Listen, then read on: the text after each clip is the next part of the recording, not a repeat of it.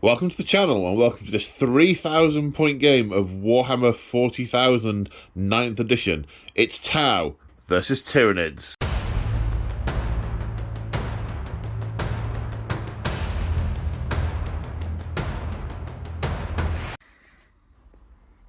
Today we are returning to the Rising Shadow campaign that we have been running on the channel. This is episode 4. It is a standalone game. You don't need to have seen the other episodes to watch it, and it is a fairly standard game of 40k.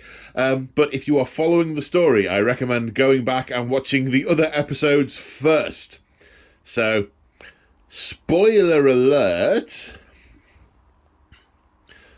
So, right, where are we in the story? Well, time has moved on somewhat, and the rest of the Hive fleet has flown into the system. The vanguard elements of the Hive fleet have arrived in system, and the Tau are looking at their odds. They were overrun on planet by the Gene Cult, which seems to have mysteriously disappeared now, but we'll come back to that in a minute. And seeing the Imperial forces landing on planet, they calculate their odds, and this planet just isn't worth it anymore. They're all about the greater good, and they are nothing if not pragmatists. And what they have been using this planet for is mining the mineral wealth deep below the surface. And you know what? If they leave, they can get what they need elsewhere, and then come back when the Tyranids are done and re-establish a mining colony. Pragmatic to a fault. So the Tau do not want to get into a protracted space battle with the Imperial fleet that is also in system, or the Hive fleet that is returning, that is arriving. So they are evacuating the planet.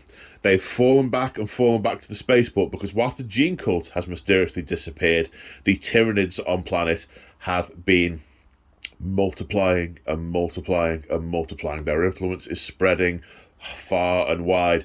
They are no longer just producing little vanguard organisms now that are causing more of a nuisance. They're now creating massive beasts, carnifexes, hive tyrants, warriors by the score, brain beasts. And it won't be long before they start to produce titanic monstrosities, and the Tau have decided it is their time. They've fallen back, being pushed by the Hive fleet on world. So yes, it is called the Hive fleet. So I must be clear between the difference of what's on planet and what's in sky. The Hive forces on the planet have pushed them back and back, and they have retreated to the spaceport to get all their resources, all their assets off-world. As a result, they have a cadre has been selected as a rearguard whilst the remaining forces leave world. And the last Manta will land behind them as they embark, and the Tau quit this world. So what we are playing out here is the last line of defence, protecting the spaceport whilst the Tau evacuate, seeing if they can keep the port free of Tyranids, or whether they will get overrun and swarmed, and many, many Tau lives and assets will be lost. For the greater, not very good. No, sad times. So, before we go any further, scenery and stuff. So the mat is P-work, and all the other terrain on the board, I think it's all of it, yeah, apart from the little rocks and gravel and things, all of this is March of War. The ruins, the sandbags, the craters, the angel statue, these are all from March of War. March of War is our official painting studio, but March of War also is a miniature company that produces cast resin things and stuff. You can tell I'm fully versed on what they do. I'll ask James about that in a minute, because he is one of our players here with us. Yes, this is all March of War stuff, all also painted by March of War Painting Studios. So that's the scenery, that's the terrain. We have a very small number of house rules here on the channel that help with the narrative flow of things, and these are: we don't apply we don't cap plus and minus modifiers to 1. We let characters charge with units. if there's a character or a unit together and they're both going to charge the same unit or units, we make one roll, they either both succeed or don't. We don't use command point rerolls, we don't limit the number of times a stratagem can be used in a particular phase, and we don't have restrictions on multiple castings of the same psychic power or scaling on smite. The most important rule we have, however, is what I like to call narrative common sense. We apply narrative common sense. It's a rule set intended to help us play out stories, amongst other things, but that's one of the purposes of the rule set. Now, it cannot possibly account for every scenario. So if we come across a situation and we think, actually, the rules as they're written don't really kind of work for us here, then we agree collectively and change it to help us reflect what actually we think goes on in that scenario. So if that's not your thing, this probably isn't for you. Right, we're back at the table, and rather than just giving you a half garbled description of what all the stuff is and what March of War does, I've gone and grabbed James. Hello! Hello! How are we doing? We're good. So I was just telling people that all the terrain is March of War stuff. Yep. The buildings, the barricades, and they're all made in-house, they're all sculpted by me, and then we got Rob, not Steve, from DZTV. He works for March of War Painting Studios, so he painted all the ruins for us. So, we do all sorts of things. We do 3D printing, casting, we do bases. We're pushing into doing some miniatures. We're starting to develop some miniatures, so that's cool. Actually having my own bits and bobs of miniatures, so that's exciting. Early days, but we're getting there. But at the moment, it's mainly bases and terrain. Yeah. Cool. March of War website is linked in the description below. So the scenario we're playing today is a custom scenario. There's a bunch of us who've been playing this campaign, and we just all got around the table and thrashed out what we think will work to represent the backline scenario. So we have 5 objectives on the table, and if you sort of mentally divide the table into 4 lengthways, the Tyranids are pushing this way, and the Tau backline is over here. So the thing the Tau want to do is stop any Tyranids getting through this backline. So control of this part of the board is paramount, but also control of these other sections are relevant because it represents the pressure and the ability to overwhelm and all that good stuff.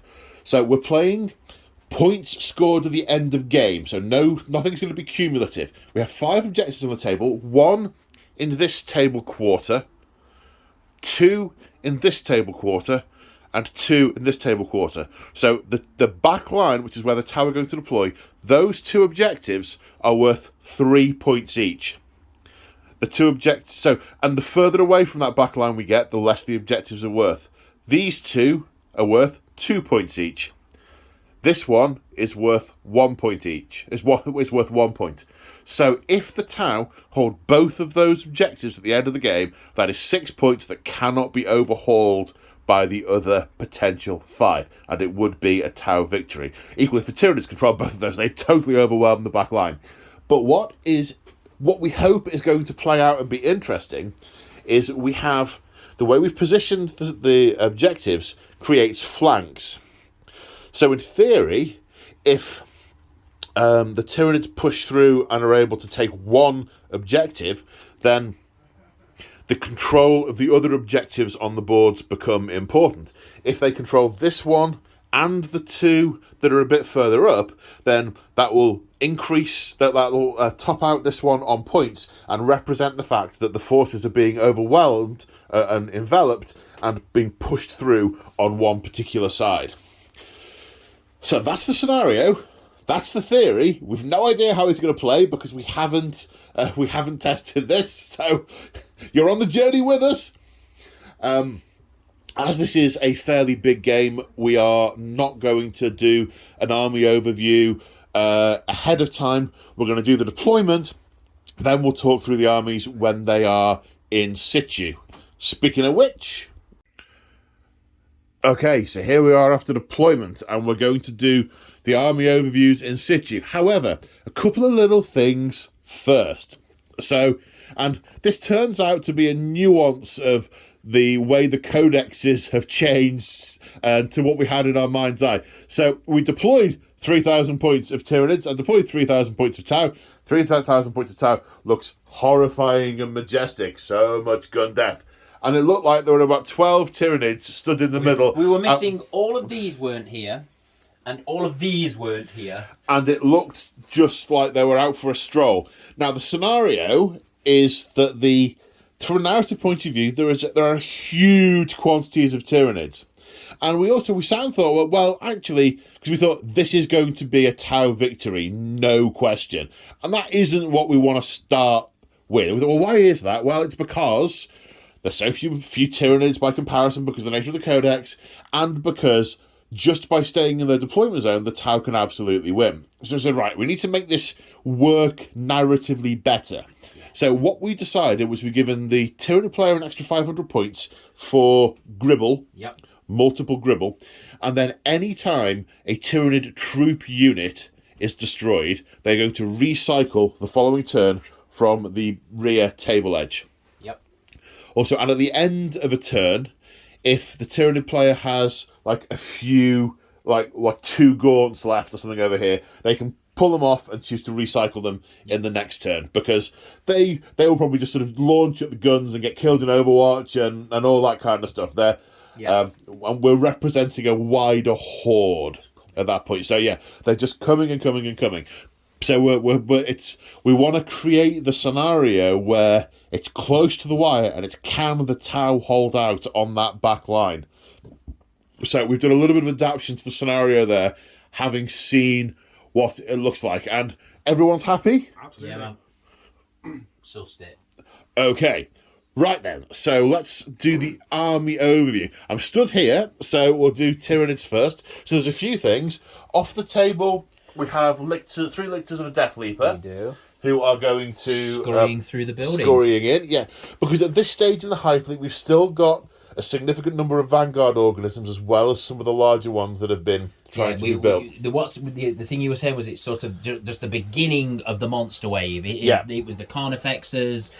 We've got the Broodlord and the Gene Stealers still hovering around from the cult, starting to be controlled by the Hive Mind now, really pushing forward. So the cult has come. The remainder of the cult has been absorbed from biomass, apart from the pure strains, and the Gene Stealers and Patriarch as was are now part of the Hive Fleet and are Gene Stealers and Broodlord. Yep. Any new Gene Stealers that are made by the Hive Fleet will come out in the press-printed, shiny Kraken pattern, but these are literally the ones who subverted the planet. And there's the Broodlord / Patriarch. We're obviously using the Tyranid rule book for them, but he's effectively the Patriarch as was, with a unit of 5 Gene Stealers here, and there's another unit of 5 Gene Stealers over there, hiding in that building. Yeah. We have 30 from left to right, 30 Termagants. We have Tyranid Warriors. Yeah. Zoanthropes. Yeah.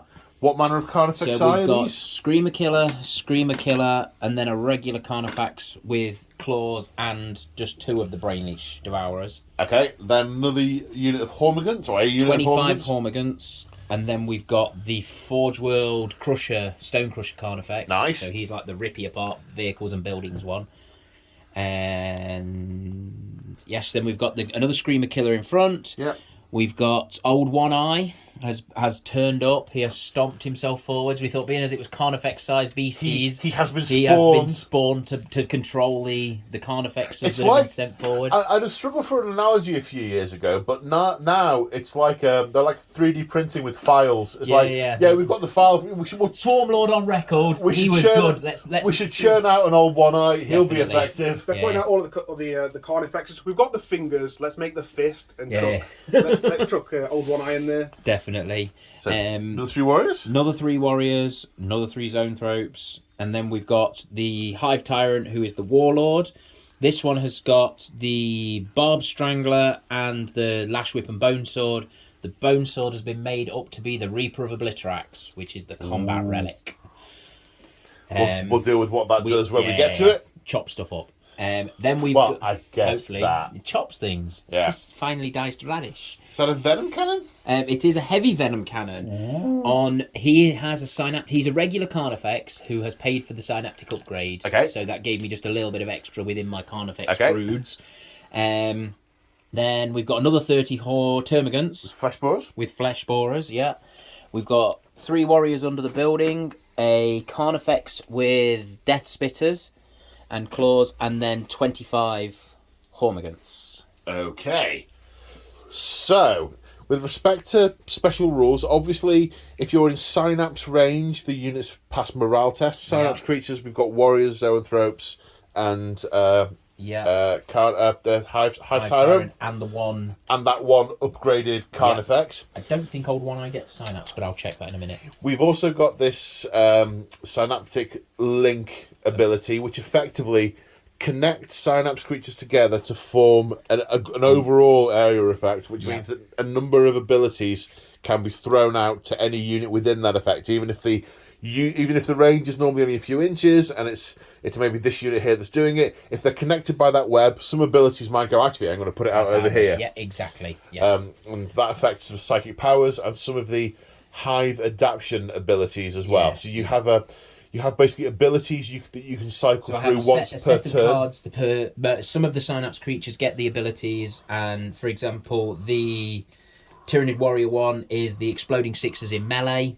So Goaded to slaughter. Yeah. We activate that one at the beginning of my turn, and that then stays in play till the beginning of my next turn when we change it. It's sort of similar to the way that Skitarii have programs pushed into their network. And get their Katars, and it's that and same... it's what I meant from an in-character point of view. Right, it's the way the hive mind is saying, behave this way. Exactly, yes. They're almost sort of like empty vessels for hive mind programs to be pushed into. Oh, I see what you're saying. Yeah, no, I like that. I've not considered it that way. And it's when they're out of Synapse range, they just revert to being beasts. They just go back to mental. Yeah.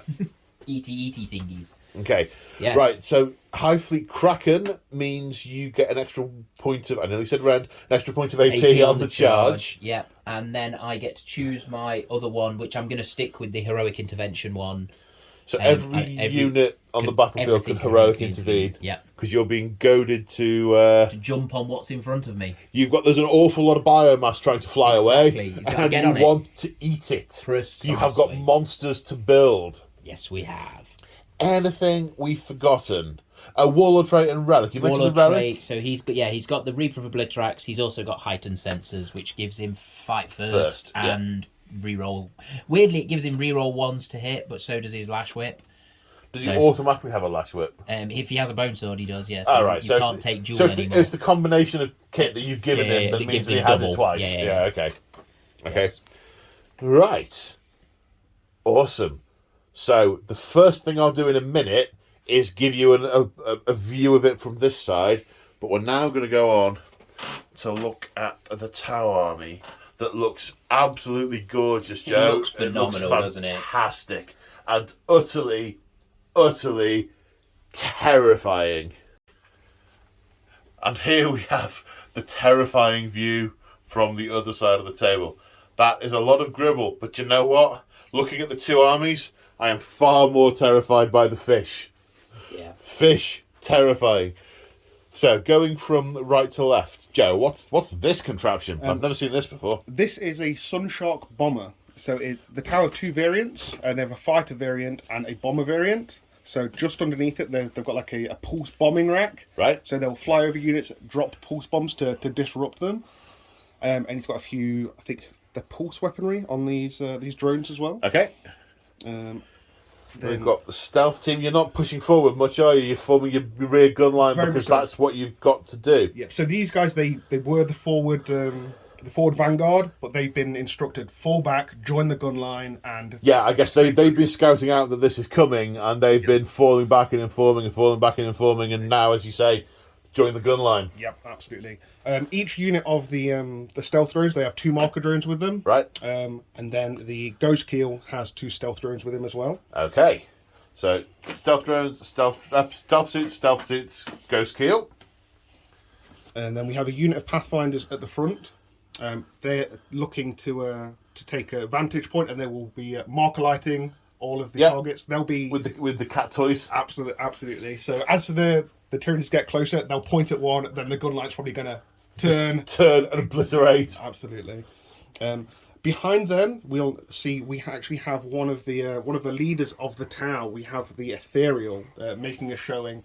This is the last stand, so the spiritual leadership is making his presence known. He's not really here though, is he? He's an image projected from orbit. Yes, he's a hologram, but they don't need to know that. He's safely away on a manta, protected by his bodyguards, I assume. And that's a relic, isn't it? It's a relic. It's called the Solid Image Projection Unit. What does it actually do game-wise? So it projects a hologram, and whenever he fails a saving throw, the first save, the damage becomes 0. And it also grants him a 4+ invulnerable save. Right. Okay. So that's what it does game-wise. Story-wise, it's a solid hologram that isn't, and the ethereal isn't actually here or in any danger whatsoever. Yeah, he's the man behind the curtain. Yeah. And joining him, he has some bodyguard crisis battle suits, which are there to protect the not hologram. Yeah, to make it look good. Absolutely. They each have a shield drone each. Yeah. And there's also a unit of 10 breachers, which are they're stood behind the barrels for more bodyguards. Yep. And then either side of them, we have 2 broadside battle suits, which have railguns. And plasmas? 2 plasma rifles and a seeker missile each. Nice. Oh yeah, that's that thing in the back. Yep. Yep. And then in the building just to the left, we have a unit of 10 fire warriors. Yeah. They just come stock with their pulse rifles. In the centre, we have requisitioned the use of a Storm Surge battlesuit. They're very rare, even rarer than the Riptides, but at this point, it's necessary to get the Tau off planet, I think. Yeah, makes perfect for the greater good. For the greater For good. the greater good. Any luck catching them killers, then? It's only one killer, actually. Just in front of that, we have a piranha. I broke them. Right, we're back in the room. So we have a piranha which has got a fusion gun. These are hopefully going to be nipping around the battlefield and hopefully targeting some of the bigger beasts that are going to be getting closer. Yep. So the role here isn't scouting; it's outflanking and assassination. Absolutely. Just bring their guns to bear and stay safe. They don't have any bears. No. They're scaly, not furry. It's like a shaved bear. Oh, it's going to be one of those. And here we have Commander Domino with 3 more bodyguards, and they have fusion guns and flamers. They are much the same. They're going to probably be nipping around as a unit, dealing with whichever threats present themselves. Yep, mobility, good. Again, they have shield drones for each of them as well. Then we have a unit of fire warriors with a Cadra Fireblade, which is a veteran fire warrior alongside them, and another piranha with fusion guns. And to the left, we have another auxiliary unit of the Kroot Carnivores and a Kroot Shaper. And there's the Kroot Shaper got any kit? The Kroot Shaper, I can't remember the name of it, I do apologise, but he has a fancy rifle. Fancy rifle, yep.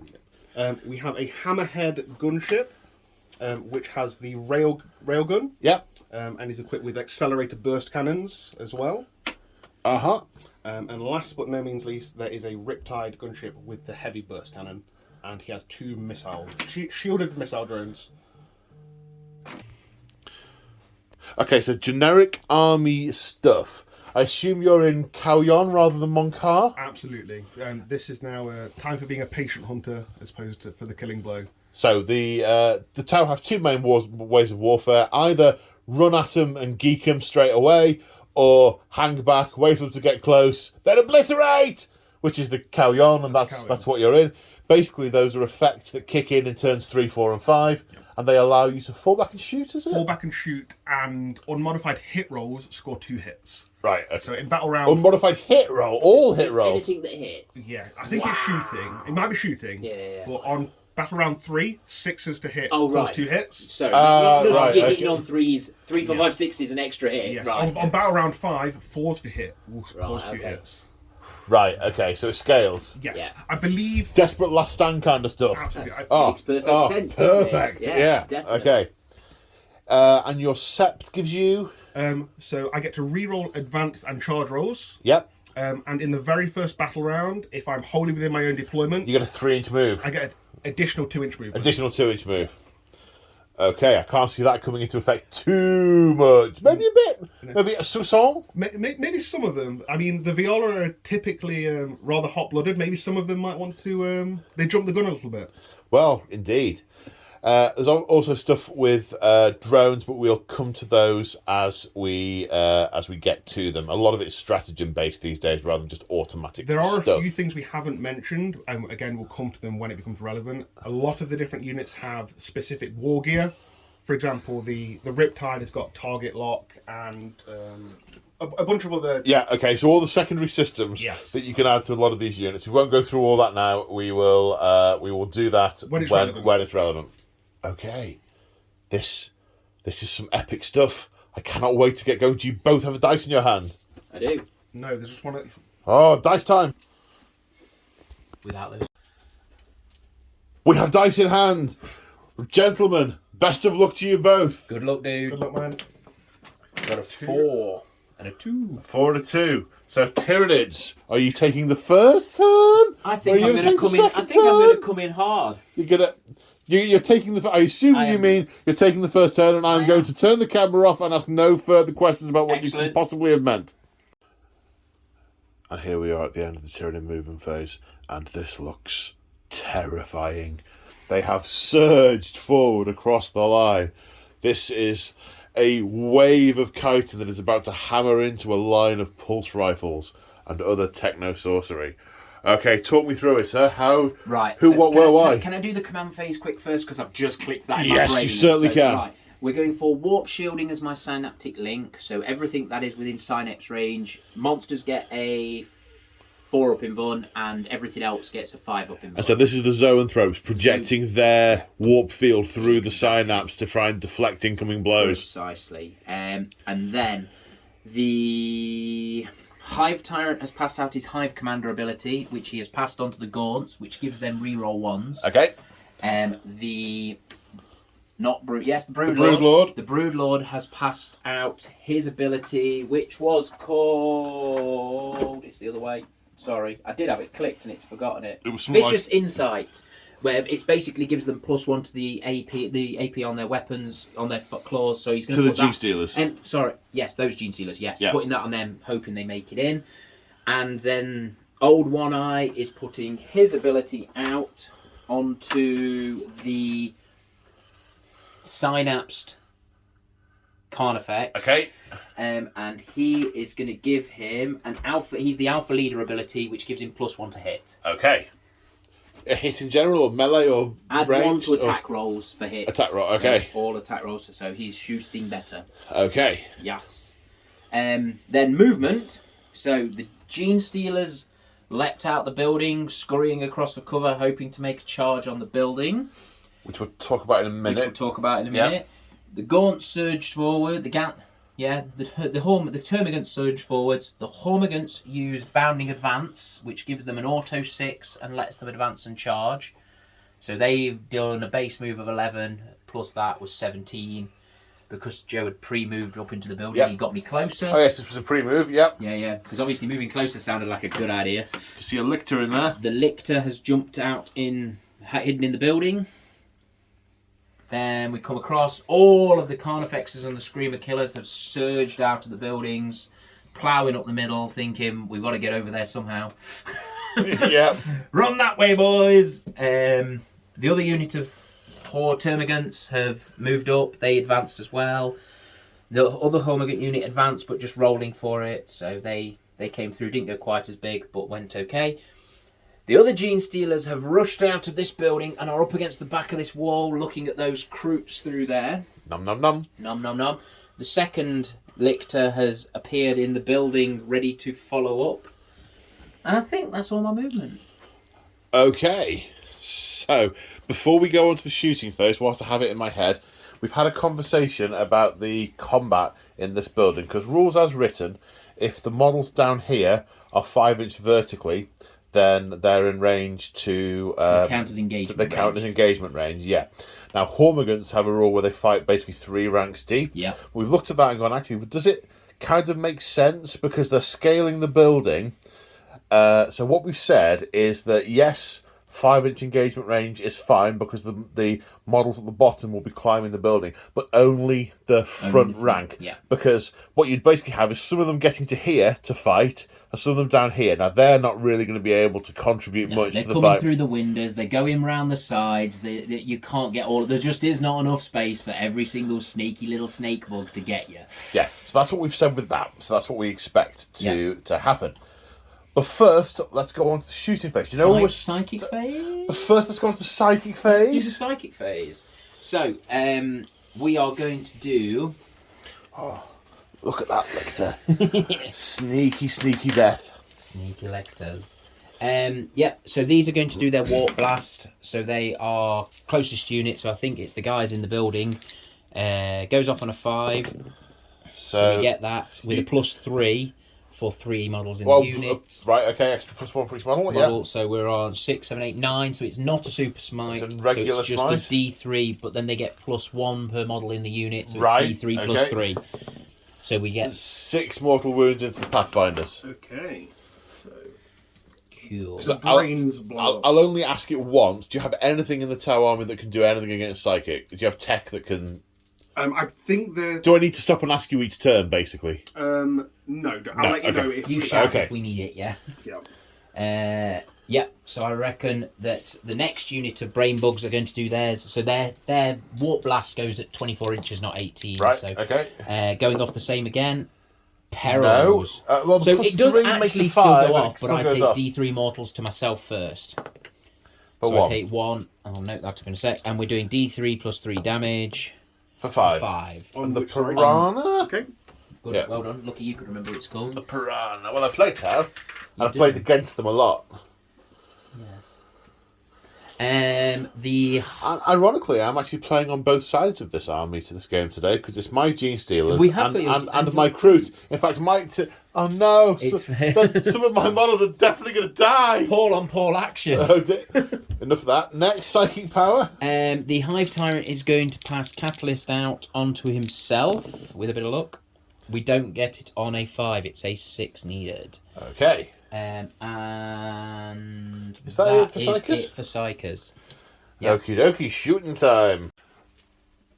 Okay, and into the shooting phase. A lot of things are constrained by lines of sight. There's a wall of Carnifexi in front of a lot of the guns, so not everything is going to be able to fire. But what we do have is this... Carnifex. Alright. We got a hair. We've got a hair! Rogue hair! A hair on it! The Alpha Carnifex with its heavy venom cannon is firing up there at the flyer. There is kind of an angel in the way of it, but I think it can see around that. Yeah. I can see the cockpit. Yeah, it'll blow off a wing or a bit. Cool. Okay. So it's +1 to hit from the Alpha leader, from the old one I given him Alpha leader, but it's -1 to hit, so we're back to 4s. Bigger flyer, yeah. Boom, boom. Nope. Well, that was a colossal waste of time. Yes, it was. Okay, do we know where we're going next, Sam? We're going to go for the first Screamer Killer is going to spit his spit at the Piranha. Biovenom. D6 shots for 1. Hitting on 4s. Nope. Same rinse and repeat. Second one. D6 shots. For 4. For 4. Hitting on 4s. For 1. I'm loving the 1s today again. And then it's strength 8, toughness less, so 3s. We get a wound. Any AP? -3, -4. Okay, so go straight through. How much damage? Flat 1 damage. Okay, you've got 1 wound left. Cool, and then we will rinse and repeat with the third one. For 2 shots. Now look, with those Screamer Killers there. There's only one Screamer Killer, actually. We're hitting on 4s. We get 1 hit. We're wounding on 3s. We get 1 wound. Okay. I'm going to spend a command point, and the drone is going to intercept the shot and die. What's the command point called? Protector... Save your protocols. Save your protocols. Save your protocols. Get in the way. Compliance. Right then, so we are going to use the Carnifex with the Devourers with the Brain Leech Worms, which he only has 2 of, so he's 12 shots. That guy? No. This guy. That guy. Threw at the same target? Threw at the same target, yeah. So these are, he's not got any enhanced anything, so he's hitting on 4s. Look at those not that 1s many. and 2s. 3. 3. These are strength 6, toughness 6. Yes. So we're wounded on 4s. No. Did you remember to sacrifice the bucket of KFC in lieu of a chicken to the dice gods this morning? I think we needed to cleanse the dice. I think Winters must have touched them. Have you ever seen a film called Major League? I have, but I can't remember. There's a fantastic moment where this baseball player, who's a voodoo follower, wants to get some extra power for the night, and he wants to sacrifice a whole chicken, and they compromise on eating a bucket of KFC. That's fabulous. We should have done that. That's it. We needed to eat KFC and everything would have worked. I believe I'm out of shootings. Little Little girls. bugs up at the building. And a couple of guards were enraged, fired up, and forced 2 saves. +1 for the cover, -1 for the AP of the weapon, 2 5+ saves. I'm going to take it on the drone, so it'll be 4 pluses. Ah, right, so the base is 4+ for the drone. Yes. It is. Okay. Biddy. Compliance. Loves Ping, it. ping, ping. No. Well, yeah, of course. I'm going to take it on the drone. Okay, there is no flesh to bore into. It's absolutely fine. Exactly. Excellent. The dice help the narrative flow. Do we have any other guns, sir? We have no more gun with a line of sight anyway. Or range. And range. Yes. Okay, so it must be We're charges. Charge eye, yes. So we've got... We'll start with the Gene Stealers going for a 9-inch charge on your guys in the building. It might be longer now. The ones at the front have died. I think Let's do some measuring. Let's look. Okay, so the Pathfinders are prepping their photon grenades to throw at the Hormigants, but they don't see these G-Stealers scuttling at them quickly. If they make it in, they will not be able to throw them. So 10-inch charge, which Still they the fly. fail.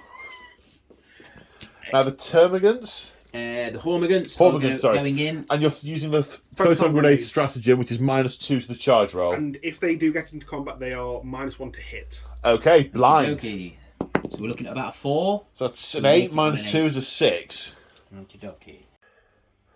And after the charge, it looks like this. 4 Hormigants died to Overwatch in that defensible building, so the Pathfinders overwatched on 5s. These guys have a big pile in them in a minute, so they will likely be filling in the gap left by the Pathfinders that were recently brain immolated. Right, next charge, we have G-Stealers into Kroot. 6 evolves the tape measure, I feel. I believe it does.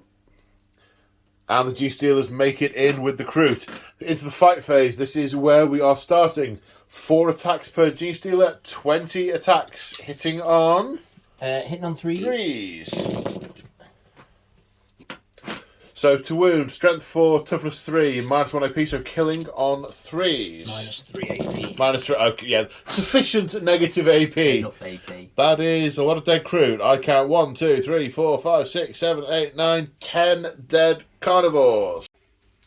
And then we come to the Hormigants. After pile in, we have a whole load around the bottom of the building. Counting up based on where the tower are, we've got 3 across the way that are within 1 inch and 5, and another 3 around there. So that's 6 from the bottom, based on what we said earlier, and 6 have made it to the top. So they're obviously also in as well, because the bounding advance that was played on them in the movement phase allowed them to advance and charge. Also gave them a 6-inch. No, they get a 6-inch pile in as their... Oh, they get a 6-inch pile as their thing anyway. Okay, so how many dice is 24? This is 3 attacks per guy, 12, 36. 36 attacks. 36 attacks. So we're hitting on 4s naturally. -1 with for the photon for the grenades. Photon grenades. So we're hitting on 5s. Timber! So because of toxin sacks, the 6s are automatically wounding. Remaining wounds on 3s, because strength 4, toughness 3 Yes. is 4 more. 4 more. So 10 saves at AP2. an AP of 2. Okay, so You're going to start on the drone, are you, did you say? yes. So That's a 2, base of 4, so if you do 3 of those at a time? Is it AP2? Yes. AP2. So he has to pass all of them. I've rolled 3 at a time, yes, you're right. Otherwise he dies. Yeah, roll 3 at a time. Okay, sorry. So this is the drone 6+, So he dies, and then the rest. and the rest just die. Yes. Right, Yeah. fair enough, got you. Yes. I see. Because he's the only one who had a save remaining after the others. Yeah. So they are wiped out. Are you consolidating, sir? I shall consolidate. Well, I'll leave No, you to... I'm not going to. I'm going to stay where I am, I think. I don't think I can get into anywhere worth being. Fair enough. Yep. Okay. And is that... That's not the end for combat. There are some crew to go and do the recruiting in a moment. And now the carnivores, as they pile forward to meet the foe, they then get to fight. 6 remaining carnivores with a total of... 12 attacks. 12 attacks. Hitting on... 3s. Rerolling 1s from the Shaper. Okay. A1. Can be re-rolled. 9 hits. Strength 4, toughness 4, wounding on 4s. 1, 2, 3, 4, 5, 6. Very agile. What's lightning reflexes? They 4 up in vulnerable save. Yeah. 1 goes down. The others are like slippery eels on trampolines. Got him. And that's the end of the fight phase. Yeah. So morale. That unit's been destroyed. The Hormigants are out. Are they out of Synapse range? Yes, because it's only 6 inches for actual psychic. And they lost 4. 4, so they might struggle here. 4 and 3, 7. 7. I think they're low. They're quite low leadership I think they're low leadership as well. when we get there. So the leadership is 7. So we've pulled that. It's a fail. We've pulled 1 away. And we were just doing this off camera because it's only 1s to make them run. That's a lot of 1s. That's 6 in total. 6 in total run away. Back to the warm snuggliness of the hive mind. So 6 Hormigants run off in total. This is where it's a little bit narratively jarring, because in previous editions they'd have run back towards Synapse and then turned round and rallied and gone straight back. But they kind of disappear off. Maybe they hesitated on that open platform and got gunned down by the Breacher squad. Yeah. They got a bit instinctive behaviour-ish and threw themselves at the enemy and got shot down. They found themselves not under control, kill something. wrong-footed and dead. Okay, so the Crute over in the corner lost a lot, need a 1. Magic 1. Okay, so they have failed, which 1 runs away, and the remaining 5 will run on 1s and 2s. So 1 more flees, leaving 4 in total. And that is the end of Tyranid, turn 1. Let's go on to Tau, turn 1. So there's often quite a bit of command phasey stuff with the Tau. So to summarise, we had the Ethereal has put out Evocation of the Iron Soul. Evocation of the Ethereals, and he's used Sense of Stone. Sense of Stone. Some of the letters were right, but not the... So, Sense of Stone. Yeah. So is it all models that are currently within 6 inches get a 5+ shrug, or is it that are within at the time they take the damage? I think it's whilst they're within range of him. Right, okay. So if anyone moves into it, I believe they'll get it. It's Okay. a 5+ shrug. It's core units only. Core units only, okay. And then over in the corner, the Riptidicus has overcharged his Nova Reactor to... He can move 2d6 inches in the charge phase. Okay. He's activating the boosters in his feet and his jetpack to get a bit more movement. And does that do him some mortal damage? No. So if he takes wounds, so maybe I have to roll 2d6, and if I roll above how many wounds he has left, it'll shut Right, off. and he's not lost any wounds He's so not lost far. any Okay, wounds. so we're all good. Right, movement time. Cool. Okay, and here we are at the end of the movement phase. So I'm going to swipe the camera across the board, and Joe, talk me through what, where, and why. Okay, so the stealth contingent have kind of shifted round to the side to get line of sight on the gene stealers that are approaching. They're kind of sticking together, and they're getting the Markalites to line up these Termagants? Hormigants. This unit of breachers and this unit of crisis battle suits, they've kind of moved forward to defend the Ethereal, and they're lining up all of the Hormigants. Both of the broadsides have stayed still. They've just rotated their cannons in the direction they're going to be firing. Oh, look, a target. The Fire Warriors up here have stayed put. The Storm Surge has deployed his anchors into the ground. Uh-oh. This piranha, realizing that he's decided, and the crew have decided in conjunction with each other, they're going to head forward for the greater good. They're going to deploy every bit of firepower they can. For the greater good. For the greater good. So they might not be long for this world, but they are sacrificing themselves. This piranha has jumped up to get a better firing position. He's going to shoot down probably towards these big beasties. The 3 Crisis and Commander Domino have moved over to get a firing line through the door into the warriors. Yeah, because we've said whilst this is a ruin and we can't shoot through the sides, the door is a sufficiently big gap to make it a move through without penalty and shoot through without penalty. The Kroot Shaper and the Kroot Carnivores have regrouped together to make room for the firing arcs of the Fire Warriors to line up together. Yeah, against those G-Stealers. Yes, and the Cadra Fireblade is backing them up. The Hammerhead has moved over to get lines of fire to the bugs down there, probably loading up some sub-munitions. And it's danger close to this lictor. Yes. Didn't come up on the sensor, that one. Uh-oh. And then the Riptide has boosted forward to line up some more of the little bugs, and if needs be, could turn around and finish off the Gene Stealers. And last but by no means least, the Flyer has flown from hither to thither, and it's going to drop a bomb in the intervening space. Yes, he's flown over these gaunts over here, and they are the closest to the ethereal. So he's going to drop a bomb on that unit just there. Okie doke. So we're going to resolve that. Then we're going to resolve marker lights, which happen at the end of the movement phase. Okay, so stasis bomb time. Okay, 14 models in the unit, 14 dice, 4 pluses do mortal wounds. That's a load of 3s. 6? That's a lot of 3s. 7. 7 by the farm. And at the end of the movement phase, you roll for your marker lights. Basically, you pick a target, roll the dice on a 4+ in most cases. You get the marker light or you don't. We're not going to do those on camera. It's a lot of admin. Short version, we've got a marker light on these termagants. And way over there, 3 marker lights on those G-Stealers. We will go through what they do when they are used in the shooting phase. Speaking of which, do you know where you're starting, sir? Yes. Let's start off with the heroic Pathfinder Piranha team. Piranha Team 1. Okay, so they're going to fire their fusion gun into this Carnifex. Yep. So this is going to be hitting on... Where are the other weapons going? Everything's going into the same unit. Okay. So this is going to be hitting on 4s for the fusion gun. Misses. Sad times. And then the gun drones hitting on 4s. So that is 3 misses.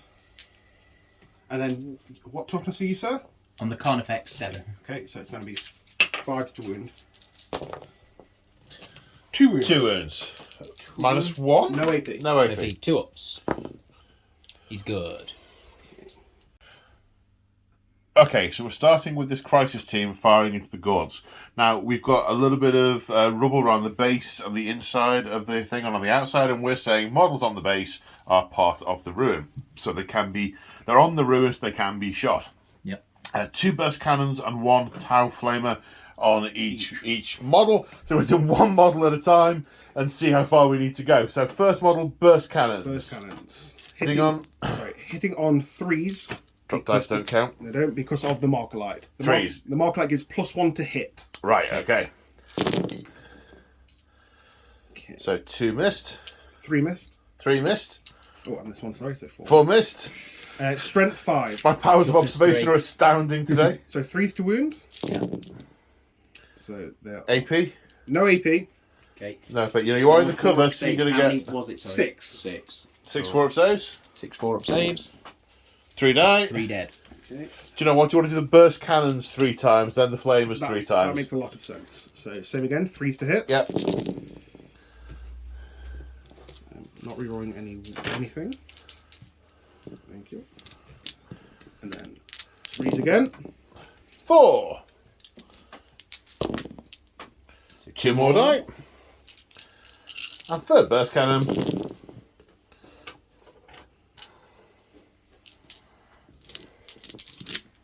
3s. 1, 2, 3, 4, 5. 5, sir. 5. And the last 3 two more die. die. The last 2, and then the flamers just cook them for good measure.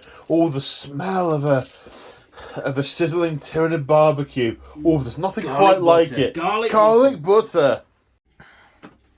Okay, they're over here. So the first stealth team firing into the Gene Stealers. 2 burst cannons, 1 fusion gun. So burst cannons. Hitting on 4s. Correct. Standard shooting. And then toughness 4, strength 5, so 3s to wound. So no 2. AD. And 5, 6? 6? 6. Incredibly agile reflexes. 4 up invulnerables. 1 goes through. 1 ouch, death punch. Fusion! Fusion. Misses. Takes the corner off that statue. And now the other unit are going to shoot as Do the well. same, yep. So burst cannons. You did try and get some marker lights onto those guys, but it didn't happen, did it? Not at all. They were too fast. Too agile. Too agile to actually get a bead to stick on them. Chasing the cat. That's it now, you've made them up faster. So that is 2 more. No, 3 more. 3 more, because strength 5, toughness 4. Oh, toughness 4, yeah? Toughness 4, yeah. 4 ups. 2 more die. Fusion? And the fusion, yes. Hits. Vaporizes 1 unless you dodge out the way. Unless you move out the way. Yes, he does. He moves out the way. I was going to describe a crater with just 2 feet in it, the smoking feet, but no. Okay, Ghost Kill? I think the Ghost Kill, can he eye up the Broodlord? I don't. Oh. Rules-wise, yes. Sense-wise, probably. But do you want to put the big one into the Broodlord and the 2 other ones into the Gene Stealers? That feel about right? Yeah. Do it. Okay, so the 2 little ones into the Gene Stealers. Yeah. They both miss. Nope. Okay. And now the fusion. I need to check how many shots it is quickly. I think it's D3. Yeah, Okay, we've just remembered, of course, that the Gene Stealers save is only 4+ in melee. They don't get it at range, or is it? They get 5 It's plus, 5+ yeah. at range. Yeah. We've just been back, checked the footage. It was nearly all 6s those saves, we did it right. so with no 4s, so that's okay.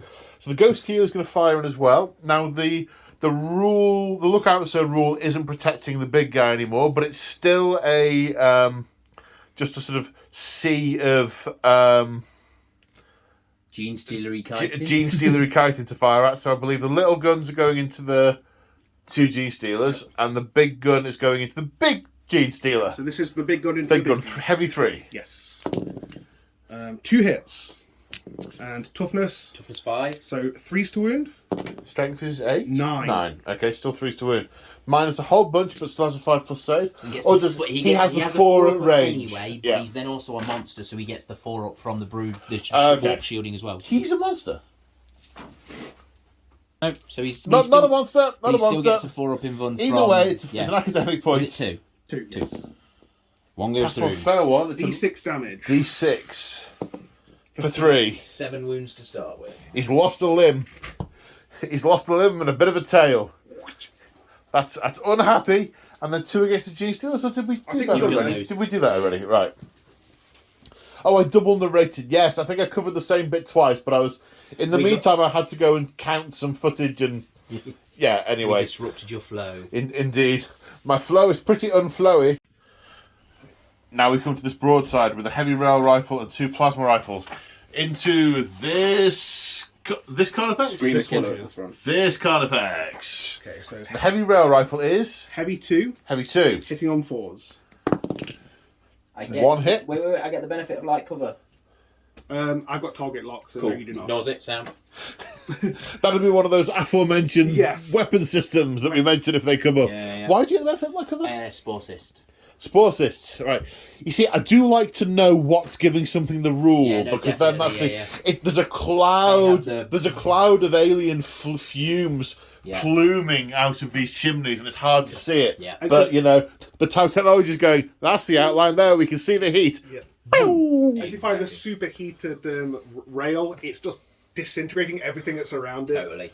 Okay, so 3s to wound, it's strength 9. Yep. So, fails to wound. And then the twin plasma. Yep. Going to them as well, hitting on 4s. Yep.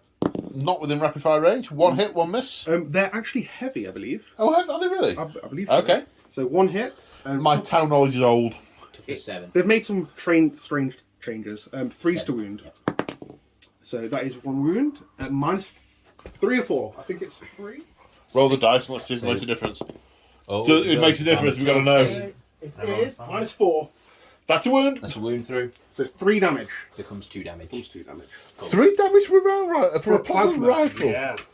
Whoa. And Commander. They are different. Yeah, Commander Domino. She has a special plasma rifle called the Nova Surge plasma rifle, which ignores invulnerable saves.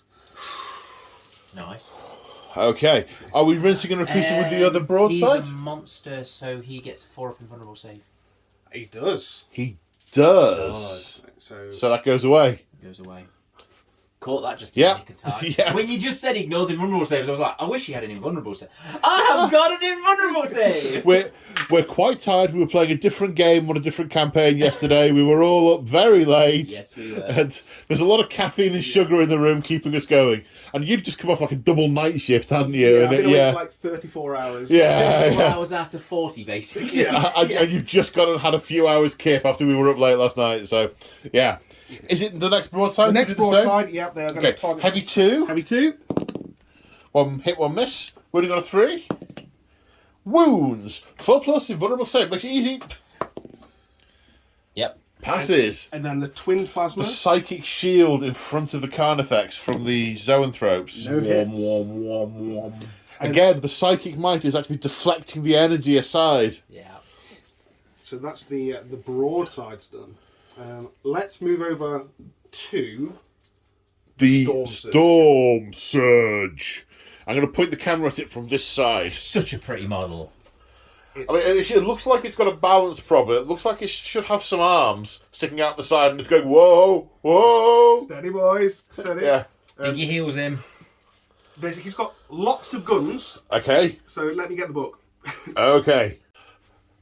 Okay. There are a lot of guns to go through here and a lot of targets. So first off, Joe, we're going to run through the guns and you're going to tell me which units the gun's targeting. Okay, so the cluster rocket systems on Yep. either side is going to fire up and over at the Hormagaunts. Termagants. Termagants. All the way over there. It is a blast weapon. Okay. So It's going to boo for blast. them. Then the pulse blast cannon The big one. is going to fire at that Carnifex right in front of the Piranha. Nearest Carnifex. One of the destroyer missiles is also going to whiz after it. Are they limited use? There are 4 in total. Okay, right, yep. Then the smart missile system is also going to go at the gaunts at the back. Yep. And then the flamers it's got are just out of range, so they're not going to fire. They're at not you. going to waste the Prometheum. No, and I believe that is all the guns. Lots of shots, however. Oh, So I would like to play Indomitable Monstrosity on my front Eskrima Killer, which basically gives him the can't be wounded on 1s, 2s, 3s. okay, thank you. So let's go with the pulse blast cannon. That's the big gun. Okay, how many shots? 2 shots, Okay, hitting on. 4s. Okay, so standard ballistic skill. Because he deployed his anchors, he gets to reroll all of his ranged attacks. Okay, got it. So hitting on 4s. 2 hits. Now it would be winning on 2s, but because he's a mean bug, An indomitable bug. winning on 4s. So 1 wound. I like big bugs, but I hope they die. So 4 plus Or 4 up in something. one. Nope. No. Now is this gonna be a horrific amount of damage, Joe? Let's just say it's double digits. How double digits? I think it's 12. 12. -1 is still more than a Carnifex has. So he pops. Yeah. I mean, Yeah. he is liberally. I wonder if he's caught and just collapses with a massive hole in him, or if he just explodes in all sorts of different directions. I imagine it causes him, but then there's a secondary detonation, and just chitin and Ica just goes everywhere. His explosion, his death throws his nearest enemy model within 3, so he's safe. So even if he doesn't get his 6, he didn't lash out at anybody. So they can't hit them their own units anymore. So they don't when they go. Oh, that's daft. Yeah. So when they only lash out at the enemy. It's not a controlled thing. It's a spasm. It's uncontrolled muscular spasms in different I directions. feel double ways about it because It's nice that it's only a single unit is the other thing though. So you don't if you take one out in the middle of a load of enemies, you only hit the nearest one. Oh so no! it proper impales something rather than spinning in circles, chopping everything. I like that. It's like Bishop when he gets caught in. No, not but not Bishop. The first one. What's he called? From Alien. No. Can't Brain. remember. Thank you, Google. It's Ash. It's Ash. That's it. You know, when he takes a massive thing, he just spins round in all directions and everything gets it. Yeah. Yeah. But anyway, we digress somewhat, and you never know. We might finish the battle right before dawn. Maybe. Now the small missile systems over into the gaunts back there. So there was another missile, wasn't there? But that's that's exploded on the corpse. That's aided the detonation. Yes, absolutely. Okay, so let's come over here for the missile-y stuff because nearer the target. Okay, so 4's re-rolling. Okay, there's blast, so it's maximum shots. No, yeah? these are the smart missiles. There's 4 shots each. Okay. There are 2 pods. Okay. 8 shots. 8 re-rolling. Perfectly average. Not so now. 8 hits, strength 5, I believe. Yes, -1. Wounding on 3s. So 6. 6 at neg 1. So you're going to get your 5 plus invuln from your... The brain bug. The brain bugs. 3 bar. 4 die. 4 bar, yes. I don't know how I got 3. 2, 3, 4. 1, 2, 4, 6. No, that's not right. Strike that, reverse it.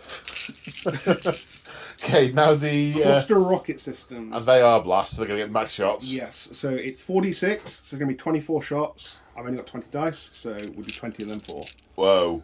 So this is hitting on 4s, re-rolling.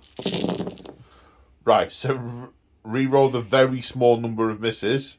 I mean, can you not just roll normally, Joe? It's a bit of a saying round here now. Okay, so give him another dice. Thank you, sir. 4 more shots. And re-rolling. And re-roll, because these are separate shots. Right, give him that dice back. So that's 20 hits. So, quick check of one of these support systems, the multi-tracker. Targeting a unit of more than 6 models, 6s create an additional hit. So out of 20 shots, 1, 2, 3, 4, 5, 6, 7, 8. That's 28 hits out of 20 shots. Joe, the abuse you are going to get is... Wholly deserved. There's 8 more. Thank you. 28 hits, strength 5, winning on 3s. 3s. Okay, 3s, no re-rolls. That's a bit better. Okay, I mean, I'm being a bit abusive because that's 23 hits out of 24 shots. 23 But it's wounds out of 24 yeah, shots. it's really safe, but it is practically a 500-point unit. So, you know, it's big gun time. It is big gun time. Brain Bug is 5 up. up in vulnerable saves. So the AP1 is not doing very much. But I think you've just done the opposite of what Joe's done. Yeah. And not So you rolled mean many I've rolled 5s or normally? 6s. Yeah. Yeah. So 6. So that's 2, 6, 8, 10, 12, 14, 16, 17 die. So that's the thing that just happened. Just busy shoveling my models out the way. And moving on to this Piranha. Fusion gun into that nearest Carnifex. And gun drones into the Tyranid Warriors. Fusion gun hitting on 4. Hits. Strength 8, toughness 7. Toughness 8, I think, so it's going to be 4s. Toughness 7 on a Oh, context. 3s, okay. Yeah, 3s. It doesn't wound anyway. But definitely not a 1. You're not that good. I was never good to begin with, just lucky. And then the gun drones. A good friend of mine called Barry, his say, we used to live roleplay a lot, and his saying was always, it's better to be lucky than good. That's it, exactly. Yep. So, 4th hit with the gun drones. But he also used to yell, die for me, when he ran off during combat. So, you know, pinch of salt. 5s. 2. 2. No AP. 2 ups. Those Warriors. Warriors, sorry. They're a 4-up save normally, So, yeah, they're still good. no AP, they're fine. Yep. Sorry. Okay, so we have got the Fire Warriors firing into the Gene Stealers. We've got some shenanigans going on. We've got a stratagem. Yes, it's called Pulse Onslaught.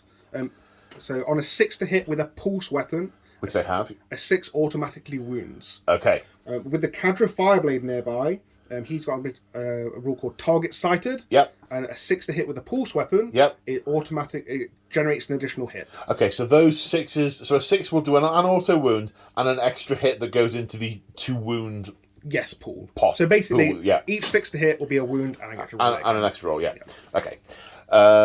And the marker lights on the Gene Stealers. Yes. So this is going to give the Fire Warriors +1 to hit. And it consumes 1 marker light, doesn't it? Does when the units finish. When the units finish firing. And if you want to fire with another unit, it consumes another marker light. And we haven't pointed it out, but the Fire Warriors also have a smart missile system as well, which will also fire into them. Ah, yes, it's deployed there. Yeah. Yes. So I mean, normally they come down as an action, but we said, given the scenario, these should be deployed from first turn, and we should play with that. So let's go here, actually, just for space. hitting on 3s, re-rolling 1s because of the Cadra Fireblade. So 3s because of the marker lights, 1s because of the fireblade. Okay. So it's nothing but 6s, yeah, Joe? There's 1-1. That's pretty. Oh, do you want to say it's a 4? That's a 4. Cool. So we'll take out the 2s. And there are 4 6s. 4 6s. So that's 4 auto. Pull those out. That's 4 auto wounds. Okay. And put 4 more dice in for the rolls to wound. Cool. And then these are rolling to wound. What is the toughness of a 4 for the Gene Stealers. So these are strength 5 -1. So it's going to be 3s to wound. Lots of 1s and 2s. A fair number of 1s and 2s. Probably a statistically average number of 1s and 2s. 4, 6, 8. So there is 9 wounds on the roll plus 4, so 13 saves to make. I was 1 off. AP some, but you got a 5+ invulnerable save anyway. That's them. They're dead. That was not. Not a single save. What you did there was you used all the probability in the room. You did, and you know you did. Okay, this crisis team with fusion guns and flamers firing through the doorway into these warriors. 3 fusion guns. Something because of the commander? Reroll 1. Reroll 1 because of the commander. So 4s to hit. With the fusion guns. Fusion guns? Fusion guns. That looks like a lot of fusion guns. They've got 2 each. That's 7 shots. There's an extra shot on the commander? No, the commander's not shooting. Because you rolled 7 dice. Oh, did I? They've got 2. I'll just reroll it. It's fine. Just take 1 out. Okay. And then toughness of a warrior. Warriors 5. So 3s to wound. So that is 4. 4. So 5+ invulnerable save. 1 made. Okay. How many damage? I'll have to measure. It's D6 actually. Okay, so you got I'll do it 1 at a time. Yep. 2. 2, so that's 1 still alive. And then the next that'll one will kill it. kill him. Yeah. And the third one 6. kills it. So 6 2 are dead. Yep. And then the flamers. 1.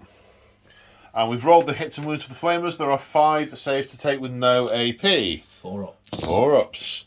Fails 3. He is cooked Damn. as well. But a remarkably similar looking unit of warriors will be racing on the back next turn. Okay, now we come to the Hammerhead.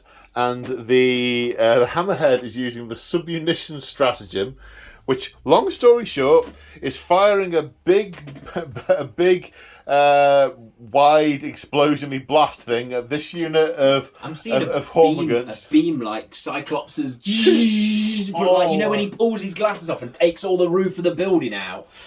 Yeah. So you roll a dice for every model in the unit, and on a 4+ it does a mortal wound. If there's 11 or more in the unit, you add 1 to the roll. So there's 25 in that unit, and they're going to die on wounds of rolls of 3+. Now, technically, the strategy also says maximum of 8 models, but that's one of those rules that narrative common sense, capping those, Cutting them off. it makes no... We're cutting gaunts in half. No, Can't yeah, we? exactly.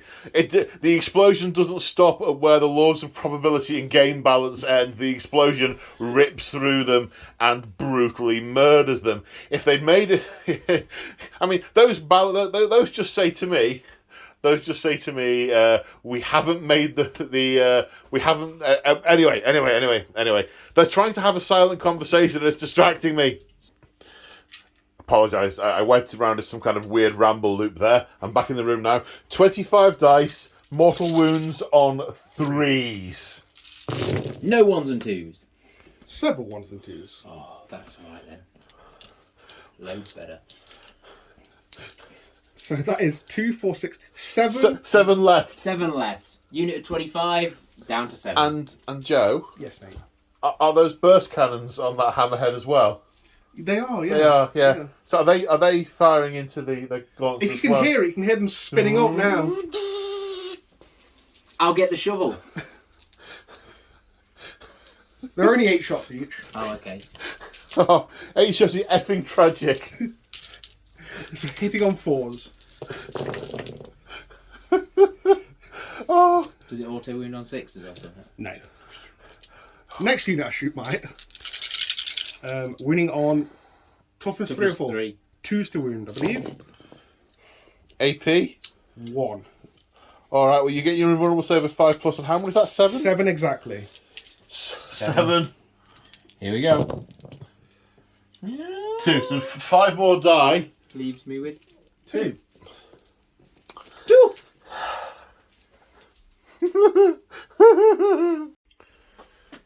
Okay, now we come to the Riptide. It looks like the Carnifex is being caught in a Riptide. Some vague, oblique Robert Palmer reference there. So, where are the guns going? Okay, so the heavy burst cannon is going into the Carnifex. Yep. The 2 missile pods are going into the Carnifex. Yep. And these 2 drones with missile pods also going into the Carnifex. Okay, it's all into the Carnifex. All into the Carnifex. Okay. So the heavy burst cannon is going to be hitting on... Is any of this much more than strength 7? Say again, sorry. Is any of this much any more than strength 7? The missile pods, which is But 2 shots. Yeah, no, it's cool then. That's fine. How many shots is this? This is 12. Okay. 4s. Heavy 12, hitting on 4s. No rerolls. Because the commander only gives rerolls to core. So there's a 3 in there, buddy. Oh, is So that? it's right there on the table I still. see it. Okay, so 6 hits, I think. Yep, so 5s to wound. So that is 1 1. wound. Minus 2, so 4 up in 1. No, it's a 1. They are 1 damage. It's 2 damage, but the Carnifex will reduce it by 1. Right, of course, yes. So down to 8. Okay, and now the smart missiles. They're pretty smart. Indeed. And then Also 5 to wound, because strength 5, toughness 7. correct. 5 to wound, which will be 2. 2. They're minus 1, aren't they? These So are minus 3s. 3 ups, yeah. Another one goes through. And now the missile pods from each of the drones. So it's going to be 4 With shots. just 1 damage again. Everything's going to be reduced to 1 Reduced. damage. Okay. Okay, so this is hitting on 4s. Oh, 1 second. Ballistic skill. It's going to be 5s to hit with the drones. Okay. Why is that? Because I do not have a drone controller. So they're only 5s. So they're only 5s. Okay. They're ballistic skill 5. Whereas on vehicles, they're when considered they're attached, they're 4, yeah. Yeah. So 4s to wound. So there's 2. Strength 7, toughness 7. Okay. Minus 2 on this guy. So we're back on the 4 Back on ups. 4s. And are these 2 damage or are they They're D3? 2 damage, but they're 2 damage, reduced to which 1. is reduced to 1. So he's taken 3 in total, so he's down to 6 wounds. Very nice. Okay, Stark contract. Well, it's horses for courses, isn't it? They were primarily anti-infantry guns. The Carnifex has weathered them. Yep. That was an anti-infantry gun, and no more infantry. And that is the last of the shooting. Now, we have some activity in the charge phase, although not a charge. Yes. The Riptide overcharges Nova reactor before, which lets it move 2d6 in the charge phase. It's going to be For 4 4. inches. Okay. I believe. Ping, and he Nova reacts forward, the drones whizzing out the way to make way for him. And I don't believe there is any morale to take. Or is there maybe? Are those 2 Gene Stealers, they're not immune to morale, are they? Do need to but test. yeah, no, the Broodlord is... Oh, is he Synapse? He's Synapse. Of course. Yes, I forget. In which case, that's the end of morale. So that I was the... just remembered I got 1 gun on the. Oh! He's the new model, so we forgot about him. Okie dokie. So I believe he's got 2 ion cannons underneath. Ion cannons. That sounds worrying. Stand by, ion control. Ion rifle. So there are 2 Fire. guns. Oh, look, our first catch of the day. Okay. It's going to fire into the warriors. Okay. So there's 4 of them. So it's lots of shots. Right. So 4 ion cannons. How many shots each? 3. 3 shots each. So 12 shots with ion cannons. Hitting on 4s into the Carnifex. Okay. That Carnifex. Correct. Yeah, okay. The one we just shot at. And then your toughness 7, and this is strength 7. Was a 3 a hit, was it? No, it's not. Okay, take one out. Yeah, got it. Force to wound. Because strength 7. Yep. So Okay. it looks like 3 or 4. 4. Okay, AP. -2. Anything special? No. Okay, so 4 up in rolls. Fails 1. Damage? It is 1. 1. Okay, another one on the Carnifex. Down to 5. And that is the end of Battle Round 1. Let's see what happens as the Tyranid wave. Do you want to pull those off to recycle them? I'm going to leave those ones on, but can I pull those 2 off? To recycle them. Yes, you absolutely can. The remaining 2 will not be effective. Okay, let's go into Battle Round 2 and Tyranid, turn 2. So at the end of the Tyranid movement phase, over here on, I guess, the right flank, from the tower perspective anyway, we have the Lictor, the remaining G-Stealers, and the Broodlord, followed up by the Termagant. Of course, they are in Synapse range. I completely forgot the Broodlord is a Synapse creature. He is indeed. And they are looking to pile into all the stealthy, shooty gubbinses. Yep. Down the centre, we have Carnifexes punching through, Warriors coming through to deal with this last Piranha, Brain Bugs piling through, ready to destroy stuff. I imagine they're going to end up killing the Piranha. Probably irritating that it's there because they want to smite something nastier. Yeah, pretty much. Carnifexes and the Hive Tyrant pouring through, Gants pouring through. This Wrecker is looking at climbing this building in order to drag that Piranha out of the sky. Then piling through the gate of this building, we have Warriors coming through, 2 Screamer Killers. Round the corner, we have another Carnifex, a unit of Hormigants. That Lictor didn't move. Was that intentional? Oh, he could move, couldn't he? Yes, so no, go on. We'll move him to there, ready for sneaky charges. And the Lictor ready for sneaky charges. Yep.